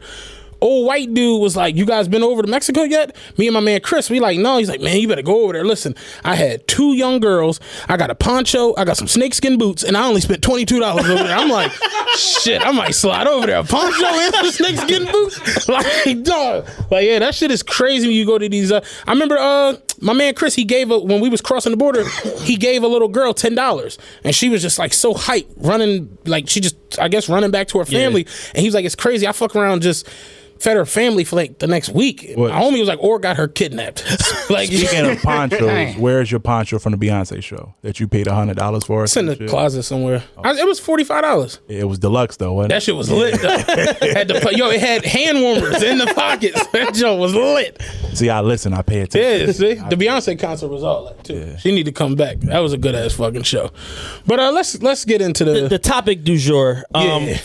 For those of you who follow the internet closely, one of the most infamous people on the internet for the last 2 years is Troy Boulevard, Troy Cul-de-sac, also known as Troy Avenue. And he just returned. Dope Boy Troy. Let's not forget Dope Boy Troy. That's going to be very important going into this argument. Right. So he has returned to the Breakfast Club. Charlamagne refused to interview him because the last time he came on there, he just caused such a fucking stir, and he was so fucking ridiculous and got people's family mad at him and all types of shit. Yeah, and basically, he was just saying anything. And now he's essentially turned over a new light, and he has found the Lord because bullets burn. And he had to find out the hard way. How many times did he get shot? He got shot in 2 different occasions. When they robbed him in the Maserati. And then at Irving Plaza, he got shot also. That's what I was talking. How many times he got shot? Irving Plaza on camera shooting back. Yeah. He got shot like 5 times total. Okay. Yeah. He got grazed in the head. He still got a bullet in his head that's like it didn't pierce his skull, but it's in his skin. He got a bullet in his head. He keep getting that red Maserati fixed. Keep getting the bullet holes covered up, fix it, make a video. I'm sick of him. So this is a small snippet of what he said on the Breakfast Club and what actually pissed me off the most and as my motivation for being here today. That's the reason for me getting out the bed. I going to jail for somebody else, you know what I'm saying? And then as far as all of that, not for somebody else. If I believe that if it's you and a friend and y'all have an agreement as a man, let's go ahead rob this bank, which you shouldn't be doing. But if you do it, then one of y'all get caught, and you don't tell on your man, that's your people's. Mm-hmm. You know what I'm saying? But if somebody come in this room right now, I'm gonna get your opinion on it. If y'all come to work, do your job, somebody come in this room, they shoot Charlamagne in the face, they shoot Envy, you run out, Envy fights, he get the gun, then they say, hey, Envy, you gonna go to jail because you killed Charlamagne. And It's your gun. What are you gonna do? Are you gonna say nothing, or are you gonna tell your side story? Oh, no, I'm definitely gonna tell. But see, the difference is, I'm not a street person. I don't believe in the street rules. So what's not on that clip is he said, and I quote, "The streets is a myth. Everything that we have been taught growing up is essentially bullshit, and we are living up to a false standard of what it means to be tough and to be a man and this and that all that hood shit is bullshit." And I have an extreme problem with this because the streets was not a myth when you were telling us that you was Dope Boy Troy. The streets was not a myth when you told us you had bricks in your backpack 3 times. The streets was not a myth when you made White Christmas 5 times. The streets was not a myth when you said powder to the people. The streets is not a myth when you said make America trap again. When you said I sold drugs to Manolo Rose and them on TV, you said I'm the dealer. You know how I know them? I'm the dealer they to use. I sold them coke. You said this. And it's just a weird stance to take that it's basically like that video where the kid get punched in the face like, I ain't getting jumped for no fucking body. Ain't nobody jumped him. It's that same sort of thing. It's like, right. I ain't going to jail for no fucking body. Yeah. Regardless of the fact that I didn't do anything to diffuse the issue with tax. I perpetuated the issue on social media because I engaged in it. We know all the same people, and we didn't do. I nor them didn't do anything to squash it. The way Troy is trying to backtrack it, it's almost as if like he didn't do, like we all just said all the shit he did. Yeah, because he's basically taking it from the street nigga to the regular civilian. Yes. Which I've said all the time. You a regular everyday civilian and somebody around you do some shit, that's not snitching. No, it's not. Not at all. Like, but if you are committing crimes and you get locked up and your way of getting out of that is like, yo, he got some shit too, or he did this, that, and the third, that's snitching. Yes. Like, but you bought that when you go into that lifestyle. So I understand what Troy's saying, but he's basically, it's like backtracking to being a regular civilian. Yeah, when that's not what you're doing. Now I'm just an entertainer. Yeah, that's I didn't invite this energy. Yeah. But you did. You perpetuated the stereotype, and the whole reason why Tax was fucking with you is because number one, you were lying. Number two, you was behind the scenes bullying people and stealing records from people. Calling people weirdos. You made fun of fucking Capital Steez for committing suicide because Joey Badass said that Kurt Knight outsold you, which was a fact. Like, all of these things that are not becoming of a regular decent human being, let alone a stand-up street guy. You didn't exhibit no form of like grace or humility at no turn. And my thing with him is, you was calling Joey Badass and them other dudes, the boy that killed himself, I forgot his name. What was it? Capital Steez. Capital Steez. He was calling them weird because they wasn't a street dude like you. That was your stance. Like, they not like me. You was trying to say they wasn't on your level because you a street dude, you this, you that, and they weirdo rappers. So how can you now say, how can you negate the streets now and call it a myth because you about to do something that goes against everything we believe in the streets? Like, you can't do that. You can't. And I'm not saying... like if you make it, get some bread, like go ahead, yeah, leave the streets. I would. Like, I'm not saying be held subjection to the streets, but I'm saying don't call it a myth. That's disrespectful. Yeah, and the streets made some people. The streets made a ton of people, and on a whole nother level, talk about American history. This country and the fabric of this country is built on criminal activity and street activity. The Rockefellers, the fucking Kennedys, the Reagan era, bootlegging, fucking the Iran-Contra scandal, like all of this shit. Henry Ford sold tanks and fucking cars to the Nazis and then sued the U.S. government for bombing his factory. Exactly. During a world fucking war. Yeah. What are you doing here? Listen, I tell people all the time, if you read the book Dark Alliance about the whole Iran-Contra scandal, how they fund the war, how they use Rick Ross, the real highway, freeway Rick Ross, whatever his name is. Not Rose. Yeah. No. How they use him to fund the war. Like, you'll be real careful on how you talk about the streets and how people move out here if you read that book. Like, that was serious. Because what's the name of the book? Dark Alliance. Dark Alliance? It's written by Gary Webb. It's so crazy Gary Webb killed himself.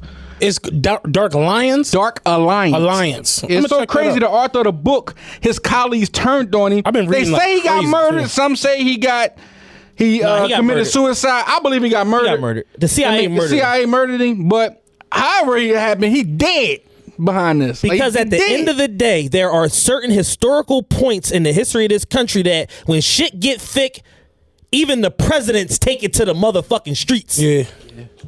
The president and went on TV and told us that crack is whack and is killing our fucking communities. Whole time he letting Danilo Blandone sell hundreds of kilos of cocaine to Rick Ross every Tuesday with immunity. The motherfucker got picked up by LAPD squadron and the fucking FBI came and got him and said, don't y'all never arrest him again. Yeah. This above y'all pay grade. It's above y'all pay grade. And sprung the motherfucker. He was back selling coke the next day. Man, the president signed off on this. Oliver North wrote in his memoirs about everything. When he got put on the stand, he said he couldn't recall none of it. Everything he wrote in his memoirs. Yeah, when he got put on the stand, he said he couldn't Oliver recall. North. That's an interesting dude. And then on another, he was a criminal. He was one of the biggest drug dealers ever. Gun dealers, whatever you want, whatever kind of criminal, murderer. We was talking about the other night at the poker room, and I'm trying to explain to the guys at the table. I'm like, every big name you see, like every name, it all comes from crime. All of it. Like the bootleggers, like Chris Rock said, they weren't selling boots. You know, selling fucking illegal alcohol. Them niggas was from Atlantic City. Them niggas was trapping. Yeah, that's what was going on. Fucking tobacco trade, importing fucking heroin and cocaine. Like one of Paul Mooney's greatest jokes is, Bush is so gun-ho, like, oh, they got weapons of mass destruction. We know they have weapons of mass destruction. Yeah, you sold he it said, to yeah, him. because y'all got the receipts. Yeah, y'all sold it to him. Like, like Oliver North went on television in fucking like 1992 and was like, yeah, I hear all y'all talking about this Saddam Hussein shit. Osama bin Laden is the motherfucking one. And how do we know? Because we helped him. He was our muscle in the Middle East. Yeah. We gave him the fucking weapon. They flew all the bin Ladens out the day after the 9/11 shit. Like the whole bin Laden Didn't family. his pop like had surgery or something in LA? Whole family flew out the day after. Man, that Iran-Contra scandal so crazy. They had a surprise witness on Rick Ross' case. It was the Connect. How could you? It was Danilo Blandon. It was a person that could, like, how? Yeah.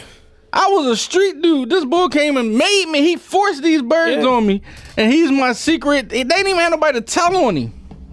It's crazy, man. And this dope boy Troy, man, I want to curse so bad, but I'm trying to stop cursing because my daughter at the age which repeat everything. But this boy, man, he need to shut the fuck up. Like, I hate dope boy Troy, man. I've been hating him. Tell him, Chitty, no. Yeah. I've been hating him before this.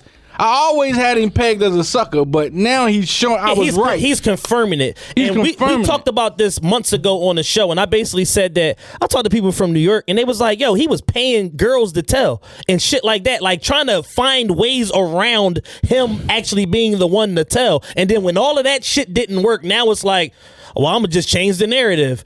It's only telling if you go in there with your man and you do something, but I was an innocent bystander. So basically, Tax whole shit is it's on him telling. Tax is fucked regardless. That's what I'm thinking. Like that's the thing. He's trying to tell to spring himself to get lesser or no charges for himself. Because Tax is a felon. I got a question though. Like, can he not tell his side of the story? Being that like, what are you supposed to? How do you handle that situation? You can shut up. Not say nothing. Come with it. You have the right. It's called the Fifth Amendment. You have the right not to incriminate. I'm aware of that. I'm aware of that. You don't say in this situation. It's that easy. All right. I love Rob. I'm a civilian, so how does this work? What you mean? The video I saw, he was shooting some. Yeah.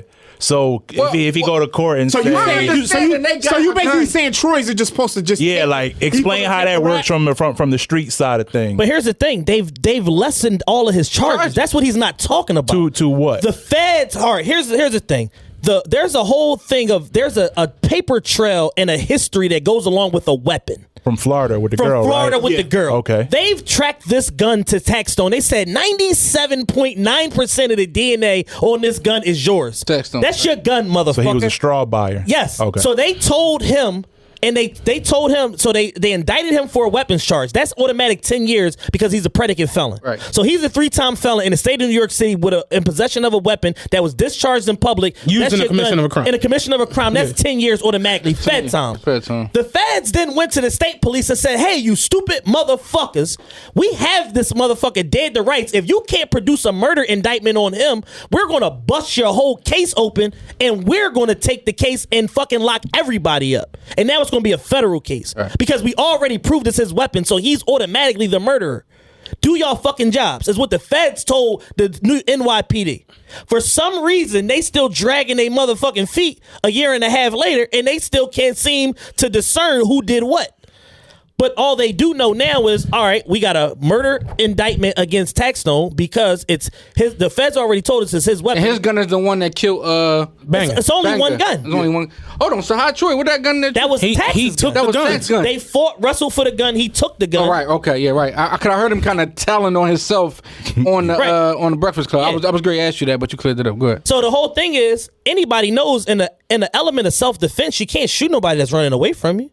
So how are you then going to try to play the civilian card when he clearly was out the frame, which means he ran away from you, and you're on camera coming out of doorway shooting? But that's what I'm saying. How they charging Tax with the murder if there is no evidence of him shooting? Because Tax got it cracking. Because they're saying the scenario. Listen.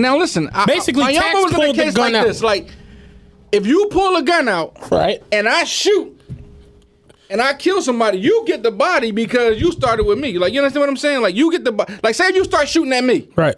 and I shoot back at you. Are you pulling out a second and somebody gun? next to you get killed. If everybody testify that you shot at me first, you get that. I saw that on First 40. Right. No, I'm telling you, it happened to my young boy. I understand what you're saying. Like, you know what I mean? So, But that's not what happened in their case, though. But yo, I think we kind of digress because I'm still trying to understand: is Troy not allowed to tell his side of the story? He's not allowed He's because his not name is allowed. Dope Boy Troy. That's his. Your name not Dope Boy nothing. His name is Dope Boy Troy. Like you DJ You Rock. can't. You DJ. You R don't. to the Izzy. Y'all don't walk on the same street as this sucker. I don't even want to Since 2012, he told us that you a weirdo if you don't rap about the street shit. You a weirdo if you take drugs and don't sell them. He gave us a long the Troy Ave Bible as to who's a weirdo and who's not. Yeah. I represent the streets. I'm come from the Jay-Z school of the hustlers and this, that, and the third. He said he giving us that 50 Cent feeling. That's what he said. But Not his the own question money. is- I understand the whole concept of snitching, but when it's just Y'all too, y'all could tell. no, the reason why I said it is just because I mean, I don't It's agree like with it one they're- way or another, but y'all can do it. Yeah, feel I ain't with that. God bless you. I ain't with that. I already told y'all I was scared. I damn near had a panic attack in the movie theater. So I'm telling. Right, but you own it. But you are you're are who you. But here's the difference: you are who you are, Yeah, I and you're am who I owning am. it. Right. You own I'm it. not taking you to go run down on nothing. Exactly. With I that. feel you. And that's what I was saying earlier. Yeah. But Troy Ave, Taxstone told Troy Ave on social media for 3 years it's on site. Yeah. You didn't try to defuse it, so I got obviously you either thought he was a bitch like you are, or you was ready to get it cracking like he was, because you didn't do nothing to prevent it. Prevention is the number one stopper of crime. That's real shit.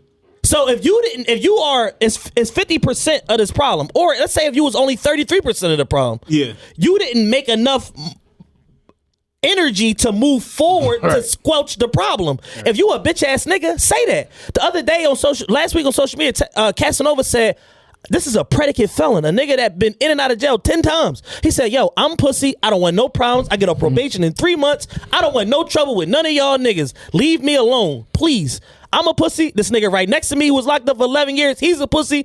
All of us are pussies. I feel Please leave us alone. I get off in 2 months. I feel him. Please leave us alone. All of y'all that want trouble with us, we don't want no trouble. We're a pussy. Leave us alone. I'm on probation till May. For what, man? what? At my job. I got. At my job. I think I'm serious. man, we listen. What the fuck you can't? How the fuck I can't be on probation? I mean, but listen, man, listen. But the thing is, I mean, So a lot of it's not to interrupt you. A lot of it is tied to expectations. Gotcha. Exactly. If you market yourself one way, we expect you to be that. That's, way I at all understand times. totally that. It's like if a nigga, if it's a rapper from Atlanta named Money Man. If I bump into Money Man and he ain't got no money, man, I'm going to have a motherfucking problem. Absolutely. So if Dope Boy Troy is in the fucking courtroom testifying, I have a problem with that. but If he ain't got no money, man. It's all entertainment. I'm gonna tell you the reason why I was torn because He it's really like said he was doing this. Like, I mean, at some point, they ask you to tell your story, right? I mean, if But you don't have to. You don't have to. So Where my lawyer at? He said he got all this money. He said he got the best lawyers in New York City. Yeah. Why don't you shut the fuck up then? So you basically you just eat the charges. No, you let your lawyer talk for you. And then You let your lawyer talk Like to when they you. lock let you your up, the lawyer first eat thing the they say charges. is you have the right to remain silent. Yeah, you supposed to say, call my lawyer. Remember the wire where they got the niggas to snitch on each other by playing them against each other? Yeah. One out in the hallway, the other one in the room. Like, yeah, your man snitched on you for some Burger King. Yeah. Whole time, boy, not snitching. They like, yo, you want something to eat? That's the games that And the police that's play. the game. Yeah. No, I mean, I just thought about the Snoop murder case from back in the day. Yeah, he said nothing. No, I thought he told his side of the story where because the bull rode up on Snoop and Snoop bodyguard was like, all right, he got the gun in his hoodie. I gotta tell that he had the gun in his hoodie, so I popped him. Well, his bodyguard was like licensed to carry. Yeah, so I figured that was just him telling. But that's the story. that's against a dead man though. He's not putting nobody in jail. He's I telling got you. he's telling his story against a dead man. There's no repercussion for that. Yeah. He's just trying to spring himself. Right. I'm going to say whatever against a dead Yeah, motherfucker man, yeah. to get out of jail. Fuck him, he dead already. Yeah. So Especially if he a op. Fuck I'm so him. weird. I won't even say nothing on the dead man. I guess my question I'm is. just shutting all the way up. Why am I not spending my life? I ain't saying nothing. I want to hear this because he's been wanting to ask it for like 5 question minutes. is, so y'all believe everything Troy have said? No, I'm not. I don't care about what he said. But I'm saying he was trying to get us to believe it. But it's so, it's entertainment, right? Like wrestling. But it's not entertainment. No, but the music part of it is entertainment. the music part is entertaining. The interviews and all of that. And, Aren't you still in character? and double tripling down? No, I feel like that narrative goes out the window when you talking about motherfuckers going to jail for the rest of their life or motherfuckers dying. Well, like, the issue is he's trying to win, like in the streets and in real court. Yeah, but you can't. You can't do both. Yeah, that's it. That's the issue. That's what he's trying to do. He's trying to be like street, That makes regular. You can't win both. In the same song where you he's talking can't have about the WCW and the WWF. Nah, you can't. the same, Impossible. Well, he said he separated his music from the streets. He said how I got to be this fly before rap, and I did it from selling drugs. yes. He said that. He said, me and my man Hov went out of town and we got it popping and we did this and he that. separated it. And I So he did it and I to went from a himself. quarter bird up to a Gotcha, half a gotcha. bird to I was getting 2, 3, 4 birds. that makes sense. So is that factual or is this all made? It don't matter. It don't matter. Part of Taxstone's issue with him is you're lying. Yeah. So okay, well Two, there it is. you're not from Troy Ave. Nobody knows you. And number 3, you used to work at Burger King. Well, so he's like Roland Collins, the regular person, whatever his real name is. I don't know who he is. Right. That's what he is. Yeah. So working at Burger King is bad? No. If you but dope if you boy say Troy, it, yeah. say I work at Burger King, but when I get off, I sell work. Like, say that. Don't say you never worked at Burger King. Oh, okay. Yeah, don't make it seem like I'm crazy Yeah. because I noticed about you. Like his whole history from 2012 since we first seen this guy has been trying to change the narrative against all these credible people who have said things against him. He said Kendrick Lamar is just a weirdo rapper. Yeah, and then Kendrick Lamar turned around and helped him. Yeah, you're right. You get what I'm saying? Like, why? Why do you just gotta be so like Jay-Z don't talk about nobody. Never has, never will. He don't acknowledge motherfuckers that he got real life problems with. Because I'm here and you there. So if you really was where you think you are, you wouldn't be doing all this fucking talking. You're doing too much talking. He period. talk way too much. You talk too much. I agree period. that. The fact that he's on his like 3rd or 4th Breakfast Club interview, I'm annoyed with him. I'm like, yeah, Listen, when I heard y'all was talking about him, I said, Chad, why didn't you put me on the show? Chad sent me the address. When I looked at the address, it sound far. I told Chad, fuck it don't even matter. Here I come. When I heard you on the FaceTime, I'm like, love here, didn't he get his fucking teeth taken out? That's how crazy it was. I was laying on the couch talking to Tyler and them, and I said, man, I was about to go home. I was about to go all the way home. I said, nah, I gotta go over here. I gotta go talk about Dope Boy Troy. Yeah, so he's a joke boy. I just got a problem with Joke the boy. statement that the streets is a myth. That's some wild shit, and you basically trying to poison people and trying to trick motherfuckers. It's just like, hey, I was at a certain point. I got to a certain point now. That shit is bullshit because I'm doing XYZ. Like, no, because you got shot the fuck up and you realize that bullets are hot. You don't want to be with the funk no more because And he tired you of don't fixing that Maserati. If he fixed that Maserati one more time, man, he keep getting them. I know he can't. Like I know he can't go outside. You gotta know get what a I'm new car. Charlamagne was saying on Brilliant Idiots. He said, "Listen, he said the reason why I abstained from the interview is you can't do both. You can't be a gangster and a rat. You gotta go move to Kansas City and go fucking sell insurance or whatever the fuck it is you gonna do after this because it's supposed to be over after this shit. Like after Nino Tell is over. We not fucking with you no more. It's over." Over the balcony you go. Over the balcony you go. It's a wrap. It's an old white Italian dude just got hired in my job. We all think he's in the witness protection program. Because I'm like, why the fuck would he? Like, no, I'm not drunk. He's like 70 years old. Yeah. And I'm like, why bored, they? man. I'm bored. Nah, but he talks slick and wear a lot of like 8 karat gold. That's why I'm like, Yeah. I think he a mobster, like real shit. Leave his shirt unbuttoned. And chains. Yeah, like 8 chains on and shit. Speaking Like of fucking Razor mobsters, Ramon. apparently the biggest rat in history, Sammy the Bull Gravano, just got out of jail again. Yeah, again. 2017, he got sentenced for 15 years in Arizona for got selling, sentenced for for the running the ecstasy ring. shit. I remember that. He Him and just his got out daughter of and all jail. them. Exactly. His So, daughter boyfriend. so he's back out of jail. This motherfucker is probably the most famous rat in He history. didn't just do 15, did he? He did 15. That was 15. That shit was 03. 2002. 02. It was when he went in 03 though. I remember that shit because we just graduated. They Yeah, positive of that shit. sentencing to 10 to 15. Sammy rat ass give him that tick. Yeah. So Grief. you told on 19 murders. You got the boss put under the fucking jail. And I was reading this story today, just thinking about like these famous fucking rats in history, and this him telling dropped the domino that made everybody else tell. Yeah, he did. Because once he told, they're like, "Oh, Sammy told? Fuck it." He definitely was the. He was a trendsetter rat. He definitely was a trendsetter rat. Trendsetter, right. Damn. Trendsetter rat. Yeah, That's Sammy the fucking Bull. hilarious. Sammy was the first rough dude to tell. Like rest of them, like they probably was suckers we don't know about. Did any of y'all peep Floyd Mayweather's post about the coat? Didn't y'all see that? What cool? Nah. Yeah, I He had on, you seen that shit? He had on a fur, black and gray fur at the Super Bowl. So everybody kept at him like, okay, you on your Frank Lucas joint. So Floyd made a post like, don't compare me to no rats. I'm the greatest that ever done it. That's a sucker. Floyd was just going off. What? I'm like, yo, go look on Floyd's Yeah, it's on his Instagram. Still out? That shit- I'm positive. I'm like, yo, where the fuck this come from? Pretty boy wildin'. He was like, don't compare me to none. He's like, I wore my first chinchilla in 1999 before I ever heard of this rat ass motherfucker. Like, don't compare me to this nigga. I'm like, yo, Floyd is spazzing right now. Holy shit, no, I didn't see that. Because My you man, made me think about when I saw Frank Lucas' name in the famous Rats joint. I'm like, I don't know if any of y'all seen that shit on his Instagram. fucking my man DM'd me yesterday about Floyd Valentine's Day post. He was like, the spirit That of the, was funny as He's like, shit. yo, the spirit of the message is cool, I guess. He's like, but you didn't beat 3 bitches up, so I don't necessarily know if you the one that we want the Valentine's Day messages from. He's like, every time the microwave go off, you knocking somebody the fuck out in the house. Nobody got time for that shit. Like, but with the famous Rats joint, what was the whole going on with that? Like, what made you? I mean, it's just like all of these guys essentially have tried to like sway us. Real quick, Yeah. Can I read? This is on Floyd Please, Mayweather's please Instagram. read It's a it. picture of him in the coat, smiling. The caption says, "I see some of y'all are making comparisons to the custom $100,000 chinchilla fur coat I wore last night. To this off the rack Rex Rabbit fur Frank Lucas wore in his day." One thing for sure is I've always dressed fly from head to toe. I've been wearing chinchilla since the late 90s. In fact, I wore chinchilla boxing trunks in 03 in my fight against Philip Nadu. American Gangster didn't come out till 07, which was the first time I ever heard of this confidential informant. Frank Lucas... Listen, this is on Floyd's Instagram. I was dying reading this shit.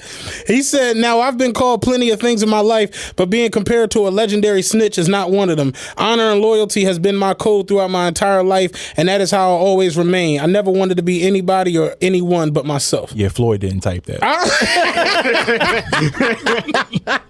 Nah. I was dying when He's like, Bad Medina, get over here. get your goofy ass over here. Time for some dictation. But yeah, his Valentine's Day. Did you see it? Yeah, I see His Valentine's Day post was absolutely hilarious. It was weird because he was like, yo, we got to treat women special every day. Yeah. And it was just Like, nigga, you got 7 girlfriends, nigga, and you got like beat 8 bitches up. assault That charges. is special. Having 8 girlfriends, that's all cool. Yo, you know what Rod told me the other day that was a very good point? It was about the whole Isaiah Thomas thing, like not gelling with anybody. Isaiah Thomas is real good friends with Floyd. And that yeah, like that's like his narcissistic, bestie. like that narcissistic attitude. Napoleon complex. Exactly. It's like that's why Isaiah Thomas has like such a tough time, like being liked, because he's like, I don't want to say he's an ass because I like IT. I like IT game, but I'm coming to grips with the reality of the fact that like he's the new AI. No, not even AI. I mean, That's as an insult far to as AI. I mean, as far as volume shooting, not passing the rock, like getting the IT ball in his hands. really like AI won. AI think about this. AI led the league in steals 3 times. Like he gambled. he played the passing lane. So that you gotta do what you gotta But at do. What least you like, gotta do. Iverson has like long ass arms. Yeah. Like IT Definitely is tipping arms. like him coming down, fucking up the offense. Think about just look at how well Cleveland played without. That was embarrassing to get traded to the Lakers and after getting traded. It Like, wasn't. being that- I mean, it was embarrassing for him. I'm saying. Yeah. He's saying he about to turn up. He had 22 and they lost. All I know is, But for him to just get traded to the Lakers and then like not even get there yet, and like I ain't coming off the bench. It's like yo, this nigga really be on some Floyd he came shit. off the bench. He 'cause, started. Oh, he right? started? Because Lonzo hurt, yeah, so he Lonzo started hurt. the first game. All right, and Clarkson was going right. Yeah. Okay, so he did start. So like they said though, it's still Lonzo's ball. Like when he no pun intended, but it's like it's Lonzo's the ball handler when he comes back. You know what I mean? he's So gonna come off the bench. You still think he getting max money this summer too? That's Yeah, crazy. that's a wrap. Yo, somebody need to like sit him down and my talk to uncle him. was telling me that He gonna be on a 1 year some of the medical staff at Boston got fired because of that. How they handled his hip. How they handled his hip. he was talking about that shit. They fucked that. Yeah. Shit I never knew all the that. way up with his hip, dog. Like they. Because I was wondering, like, yo, what's wrong with his hip? He really garbage They was now. on like, some, it's like, they misdiagnosed like the it. monster Yeah, with yeah. powers, They was on man. some any given Sunday with shark type shit, like not telling him what's get my really. bonus. I gotta get this $1 million. The Monstars got a hold of Isaiah Thomas, man. He got real corny. I'm like, I'm thinking this only a hip. I was hyped. I'm like, all right, damn, we lose Kyrie. We get our team. Let's do that He was real quick. dead. It's All-Star break. Kyrie Well, looking like a fucking genius. we going right into now. the All-Star weekend. Kyrie look like a genius right Yo, now. Kyrie really. is like He look like the smartest player in the Celtics league look terrible right Like now. on some real But I'm shit. just saying, No, but right leaving now. But what I'm Cleveland. saying is, in terms of getting the fuck out of Cleveland, Honestly, I don't think. I think he looks I like think, a genius right now. honestly, Yo, dog, we haven't seen a nigga make a decision that well since Dre left Death Row. absolutely. No, it was good. It was a power move. it was good for It was him, a but power move. honestly, I think Cleveland is set to be there for the next couple Oh no, years. for sure. And it's But I don't know if LeBron had nothing to do with what just happened. Yeah, he did.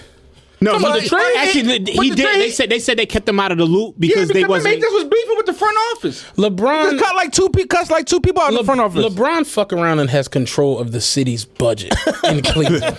There's no Listen, way. I'm gonna say this. I was telling somebody that I can't remember who I was talking to the other day, but I said the way all these trades and stuff be happening is all centered around LeBron and the Hell Warriors. yeah. But LeBron started it. But I respect so he kind of it like because honestly, I think he got a lot of power. Cleveland's going to the chip. They're going to be in contention with it. The fact that LeBron took Wade out back and shot him, I'm like, damn. Like, Yeah, by any means. Like, Bron's really ready. But you don't want to ride the bench. Who? Wade, he wasn't going to play. So he told him like, I mean, he's yo, coming off the bench in Miami. He's coming but off the he bench. was never going to play in Yeah. Cleveland. He was never going to Yeah, play. but the thing is, Dwayne Wade would get in the game. But he and it told him wasn't like, good. just listen, go to Miami. They actually asked him. go ahead and Right retire. off. You get a Yeah. raise. They said you look, get a we're not raise gonna give because you a there lot ain't no of minutes. state income tax. Right, yeah. Get a raise. That was like the honorable thing to do. like, Go home.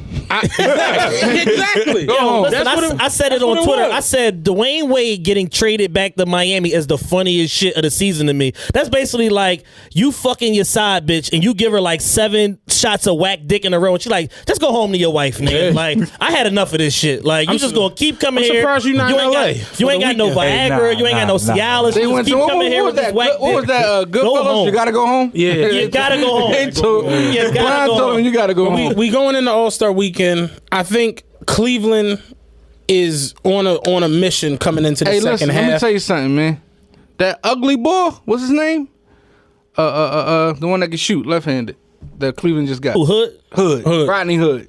I like Rodney Hood. Hey, listen. He all that. He can hoop. He Utah all- gave up on him.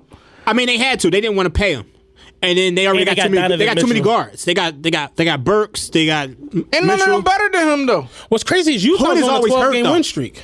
So you have to pay. Like he's coming off his rookie contract, so they have to pay him big money. Why pay him He big don't money? look hurt right now. Like, Utah's on a 12-game win streak. They didn't need him. Crazy. Yeah, but they gonna. I think the bounce two hottest first players round. in the league right now are They Anthony make it. Davis and Damian Lillard. They're just on, like, rampages right now. Yeah. Damian, I don't. he cooked I don't think the Warriors. Warriors are a lock to go to the finals this year. I think they are. I think the Rockets. I think Houston is fool's. I think they fool's gold. I thought so. I don't think Houston is fool's gold. You have to because of how Harden Historically speaking, you have to say this fool's gold. If Ruggs' weekend runs into the fucking playoff schedule, he's done. Yeah. I mean, Harden had a concussion in Game 6. You don't realize that. Yo Gotti again.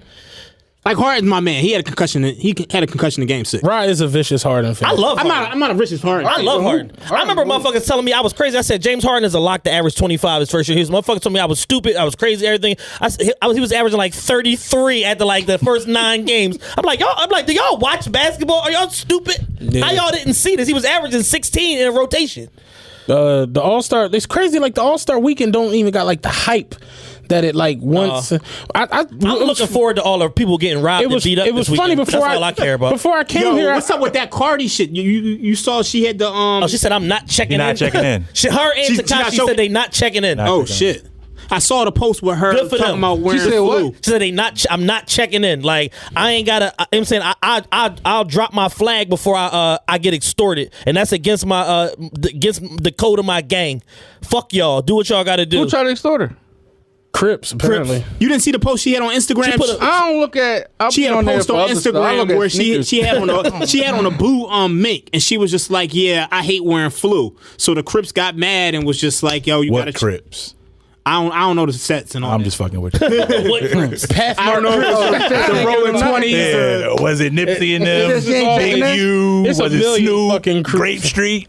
Block Boy JB? What was it? You know? Southside. I don't know. But yeah, the All-Star weekend is in LA, and it just like before I came here, I saw Scrap. He's out there, and he posted a picture with Jerry Stackhouse. I'm like, this is anything. I'm like, So basically, Scrap posted a picture with himself. That's why I said it's funny. You look like his pop. Yeah, Scrap and Scrap Jr. I'm like, this is anything. Look like him? Yeah, I'm like, yo, this is anything. Can't be good looking like that. This is anything, Scrap.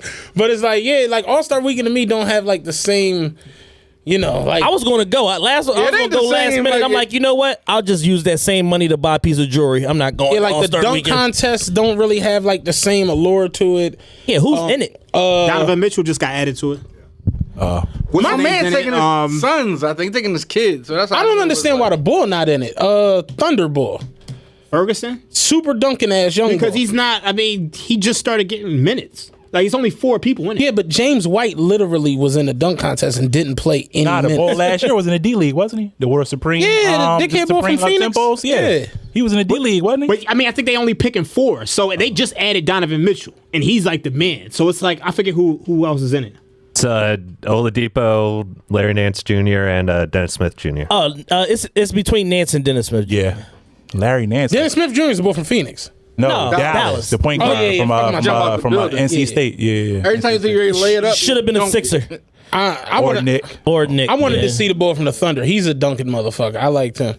What's crazy, I was looking at old dunk contests the other day. You ever like watch the Kobe Jones? Dog, Bob Sora was in that. Bob Sora. I'm like, yo, this Jones stinks.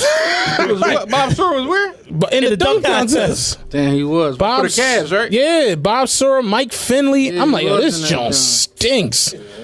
Mike Finley tried to do a cartwheel and then dunk it. I'm like, whoa, I got some of his player samples. I mean, I got a couple of them too. Bitch, you know that. Yeah, so we got to show love. Remember when player samples was $100? I always thought he was a trap. I never liked Mike Finley bossed up. I seen him at the game sitting next to Cuban recently. Yo, true story. Me and my pop, you just made me think about when you said Mike Finley looked like a trap. We was watching a commercial, and me and my pop in my grandpa's house, and Morgan Freeman came on. And I was like, don't he look like Aunt Annie? And my pop like fell because he looked just like my aunt. He fell the fuck out off of that. But I like Mike Finley. I was a Maverick fan. We always talk about that shit. Like I was a vicious Maverick fan back in the day. Remember? And I was at one point in my life. I know. I'm a diehard J Kid fan. Nobody in here was a bigger Maverick fan. Like, you don't know nobody. I was a huge Maverick fan. And I was telling Rod the other day, this is just how times, because Rod saw us arguing on Twitter, and he texted me. It was like, I'm not getting in this shit, but niggas niggas is fools. Remember, Proof was like Paul Pierce is better than Dirk, and I was flaming. And I'm like, what? I want Rumble Proof a little bit. and Ron like, yo, like some arguments just be like no point in even going back and forth with them. I'm like, yo, you remember in high school I was the biggest Dirk fan, and I'm like, this show you just how shit was in high school and how times change.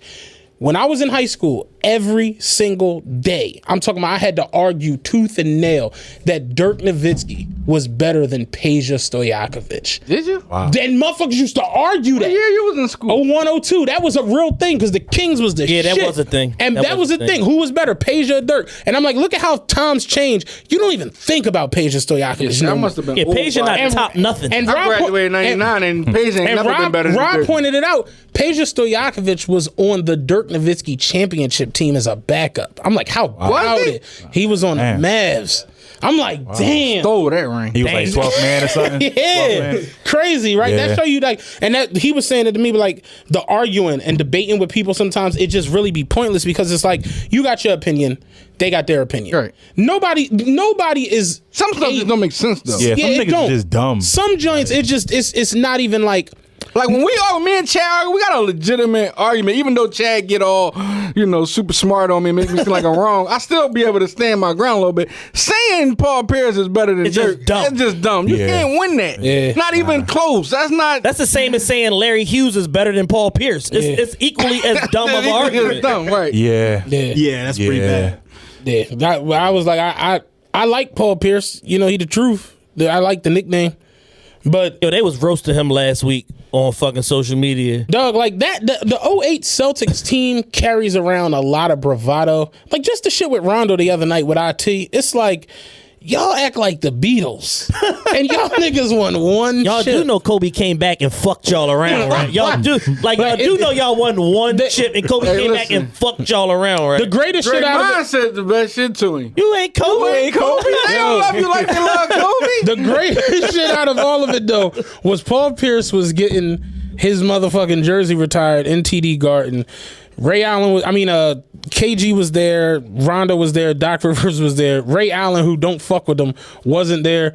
Ray Allen made a post on his Instagram. Is he still gay or that's just going? I don't know. But Ray Allen made a post. It was so weird. He was like a faggot, couldn't come to the ceremony, and now that's just like over. Ray Allen made a post congratulating motherfucking George Lopez on his hole-in-one while the fucking ceremony. I'm like, yo, Ray Allen a piece of shit. No, this is how Proof 100% lost the argument. Yo. They didn't even put Paul Pierce Jones on TV. They put it on the ESPN app or something. Like, no respect. And I agree with the non-respect that he got. Like, he's I hate him. Did you see the joint on Twitter where He was gave LeBron 50. he was reading off the phone while he was talking. Yeah. So the joint is like him looking at the phone, like smiling, and it's a text from Draymond like, "You ain't Kobe." He like looking at the phone with the thought It's so bad. I didn't even see no clips. There was no clips from it. I ain't see no clips from that joint. They did P double dirty for this one, man. He trashed enough to get done there. I hated him. You ain't Kobe. But honestly, I think the second half of the NBA season is going to be phenomenal. I think it's going to be real. Yeah, they about to turn up. We lost DeMarcus, and that's Saudi because New Orleans was going to be trouble. Yeah. And I honestly think that the ball going down for the Thunder is going to come up mattering too. Roberson. I think that's going to matter a lot because they was looking to give. It's fucked up that the Thunder are better without Melo. I hate that because I like Melo. But Melo off the Melo's court, trash. Yo, it's crazy. It's like, believe it or not, though, the other day when the Cavs beat them, all them niggas had 20 something. They put up big three put up like 70 points. Melo comes from our era of basketball where it's that high volume scoring. So being in this new era of basketball where you can't take 24 shots to get 25 points. You look retarded. Because LeBron got 30 and he only shot the ball 13 times. Right. Joel Embiid had 46 on 20 shots. I tried to explain to Carl, let's do this real quick. Because we go at it with Carl all the time about the nostalgic, like old versus new. And me and Ra had an in-depth conversation the other day about this. Everything advances. Everything. Yeah. Right. Cell phones. And I was telling Rob, we was talking on the phone. I was on my laptop, and I'm telling Rob, I'm like, if this was '97, we had to be like, yo, I hit you back because I'm trying to get on the internet. Right. You know what I mean? Like that's just how things advance. Everything, food, microwaves, televisions, everything advances. Sports is no different. It moves along. Things become better. Players become better. They become stronger. I told him, Isaiah popped his Achilles. He was done. Magic blew his hamstrings. He was done. Bird fucked his back up. He was done. Paul George's leg came off. He's going to be the number one free agent next summer. Yeah. Well, this summer. Like Brian 40, he like LL Cool J. He won't stop making hits. They say if Brian stay next year, Cleveland got a $300 million tab. Yeah. It's crazy. That's vicious. In the 16th season. Yeah, but LeBron, I'll tell we go at it all the time about who's the best player in the world. I say Bron, he say KD. And it's like, if Bron not number one. Isn't KD the best player in the world? I mean, you want to hear my reasons? Yeah, I would love to hear. Here it is. I think right now it's going to be 3 hours. I mean, I think right now make it short. LeBron has declined defensively. It's like by a large amount. I mean, if you're making that face, then we could just go into the next topic. I'll give you the fact that Bron's step he's not 26. No, but his defense is really bad right now. It's bad against KD. No, it's bad. It's bad against everybody. KD just started playing defense. Now, how you feel about that? He was playing defense in the Western Conference Finals 2015. That's the biggest reason why they were up 3-1. I'll say this: KD been playing defense. He just wasn't acknowledged for it. KD was always the biggest reason why they were up 3-1 is because he was playing defense. That's the biggest reason why. I think LeBron's the best player in the world. And why did they lose? They lost because Westbrook and KD, they just were poor offensively in the last 3 games of the series. Like if you look at the second half of the game 6, Westbrook was 5 for 15 with 5 turnovers. Like I had like a lot of people, they know this about me, but I developed models and I bet on sports. So it's like that year I actually had Oklahoma City to win a championship. I had a futures bet. And then I actually started hedging after game 5 on the Warriors. So I had game 5 I had the Warriors, game 6 I had the Warriors, game 7 I had the Warriors. But offensively, KD, his shot was just gone because he was playing so much defense. Me personally. Okay, so why did the Warriors lose, Draymond, right? The reason why they lost that series, it was a bunch of different things. I mean, Bogut got hurt. Iggy tore his back up. Draymond got suspended for a game.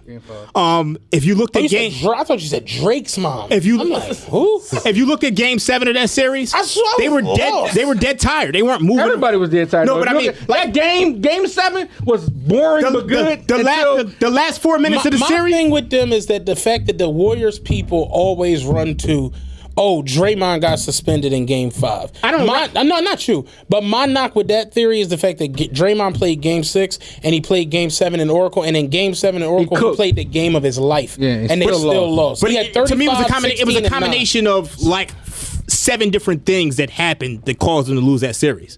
Like everything's a domino effect at that point. My thing is, I'm not even talking about the whole series and none. I'm talking about what's to come. Definitely changed the momentum. I don't believe in momentum. Well, but you have to in sports. No. What you believe in? I mean, I see it. What you believe in? Like I said, I develop models, like stat models. So as I believe in just variance. And I think the things that changed were Iguodala getting hurt, Bogut getting hurt. You got to remember, Curry. Iguodala still played. No, but I mean, just saying, if Iguodala's back is not the same, he can't guard. You notice LeBron be hurt all season. It still has an impact. Like, if you out there, to the championship. like Curry was coming off a torn MCL. Like, Gobert missed a month and a half with that same injury. So it's like, sports is about a game of inches, really. You know, a marginal impact here and there could win you or lose something. And that's what happened to the Warriors. I think it's a game of runs. And I just think LeBron was better than everybody. Kyrie, and Kyrie stepped up. Iguodala said that he felt like Kyrie should have been MVP. I don't necessarily agree, but I mean, it's a combination. But LeBron damn near was like a triple-double. Yeah, that's why he had a big shot. Don't get me wrong. No, but he also had 40. Like Iguodala saying that because, I'm corny. I just want somebody else besides LeBron. Iguodala's just trying to make his case with a sneak tip. I'm corny, but I played a couple good games. I got MVP. Iguodala's one of the smartest players in the league. He's not just saying shit because he hates Iguodala on some Nas shit. I tell you that. He got a lot of money going on down there in that Silicon Valley, that tech shit. Iguodala's not that dude. Yeah, It's not like it's not like it was Paul. If Paul Pierce had said that, you could be like, all right. Paul Pierce Paul Pierce hate LeBron, yo. He say so much dumb shit. He hate IT, he hate LeBron, he hate anybody that's not KG or Doc Rivers and what's the clean But face I think Rondo. the second half of the season, minus the whole DeMarcus Cousins and Roberson injuries, the Rockets, the Warriors. What's crazy is like the whole Kawhi wanting to get away from the Spurs shit is crazy. That's gonna be very interesting. That's gonna be crazy. Because he a free agent next summer. He can force their hand. Yeah, That's gonna be wild. I've never seen the Spurs get their hand forced. It's gonna be interesting. Yeah. Be freaky if him and LeBron end up on the same team somewhere. If him and anybody of note end up on the same team. That'd be real Him weird. and LeBron end up in LA. I just don't see.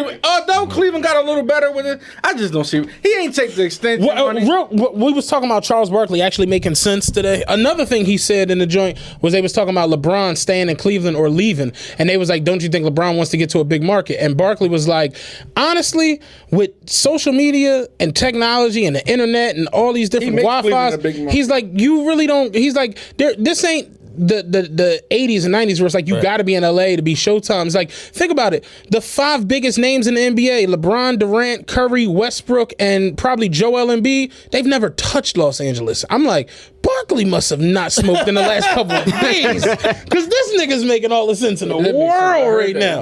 But it's like, yeah, that's the truth. And so it's like, honestly, LeBron don't got to go to LA to be LeBron. He LeBron. He done it in Cleveland. LeBron So goes. I'd like to see LeBron stay in Cleveland and stay with that nucleus of the people he has. If he does leave, I don't want to see him go to Houston because that's just juggernaut shit. Yeah. I'd like to see him go I'm to trying LA. to think who I see the other day. They kind of like, I think it was Stephen A. Because I don't really like they show no more. But I think I happened to stumble across it one morning, and he was trying to say like, because I just heard him say, and I know I heard him for sure last week say, I'm done with LeBron if he leave Cleveland. But I heard him trying to say like, man, it's different these days. Like he was trying to like. I hate Stephen A. now. He was like he was kind of like contradicting himself a little Max bit. Kellerman. Yeah. They're holding him hostage on that show because Yes, he's they a is. brilliant sports mind, and that's a horrible But show. I ain't gonna lie, I don't like how he talk about. I just want to see him do boxing. I don't really like how Max talk about football and basketball because he be right, but it sound like he ain't. Like, because you just what the fuck is that even? Because the way Stephen A. keep yelling, it make it seem like Max don't know what he talking about because you used to Max being on boxing. Like, because Max so great when it come to boxing. Yeah. When he talking about football and basketball, you be like, read about his Max, whole man, shit be with his quiet. brother getting killed. Yo, that shit is crazy. Hey, you ever know about that shit? What? His brother getting killed? No. What This happened? dude who killed his brother Was you a ever boxer. It was a boxer. Have you ever seen the video where the boxer hit the dude after he lost the fight? You never seen the shit? Yes. That's the Dude who lost killed the his- fight and then he socked the bull when they took the gloves off. Sock what bull? The nigga he was fighting in the ring. Like they was boxing in the ring. How long ago was this? Years. I say like 2001, 2002. No, but I said, because this happened recently No, again. no. This was like when we was in high school. Well, you was probably I was in like out. college. Like, but yeah, like I was up Lincoln trying to get the yeah, fuck out of there. we know. It was 0102. They got done the boxing match. Motherfucker put the hands up, whatever. He socks the bull, knocks him out cold. They ban this motherfucker from boxing. His life goes into ruins. Max Kellerman's brother like takes him in and lets him live with him. And he wound up killing Max Kellerman brother. Holy shit. Yeah, I heard shit that crazy. I gotta look that up. Yeah, it's on YouTube. Go look at that shit. It's Yeah, all I crazy. am. I'ma But check yeah, that out. like Wow. yeah, that was a wild. Killing him like what? He lose his mind or something? How did he kill him? I mean, It was like with an object. Yeah, I guess he had a mental illness. I think he did it with a shovel or some crazy shit like that. All right, well, y'all, But hit gotta wrap it up. YouTube, check that out. Pray for Max Kellerman's family, apparently. I never knew that story. That's Yeah, that wild shit's shit. wild. Yeah, that's deep. Housekeeping items before we get out of here. Again, Saturday, June 2nd, Roost Picnic, the Roast Podcast Ever will be on the podcast stage. Go to livenation.com and get y'all tickets now. Use promo code INC. Hopefully it's still active by the time y'all hear this episode. And y'all put can it get out now? y'all can get y'all discounted tickets.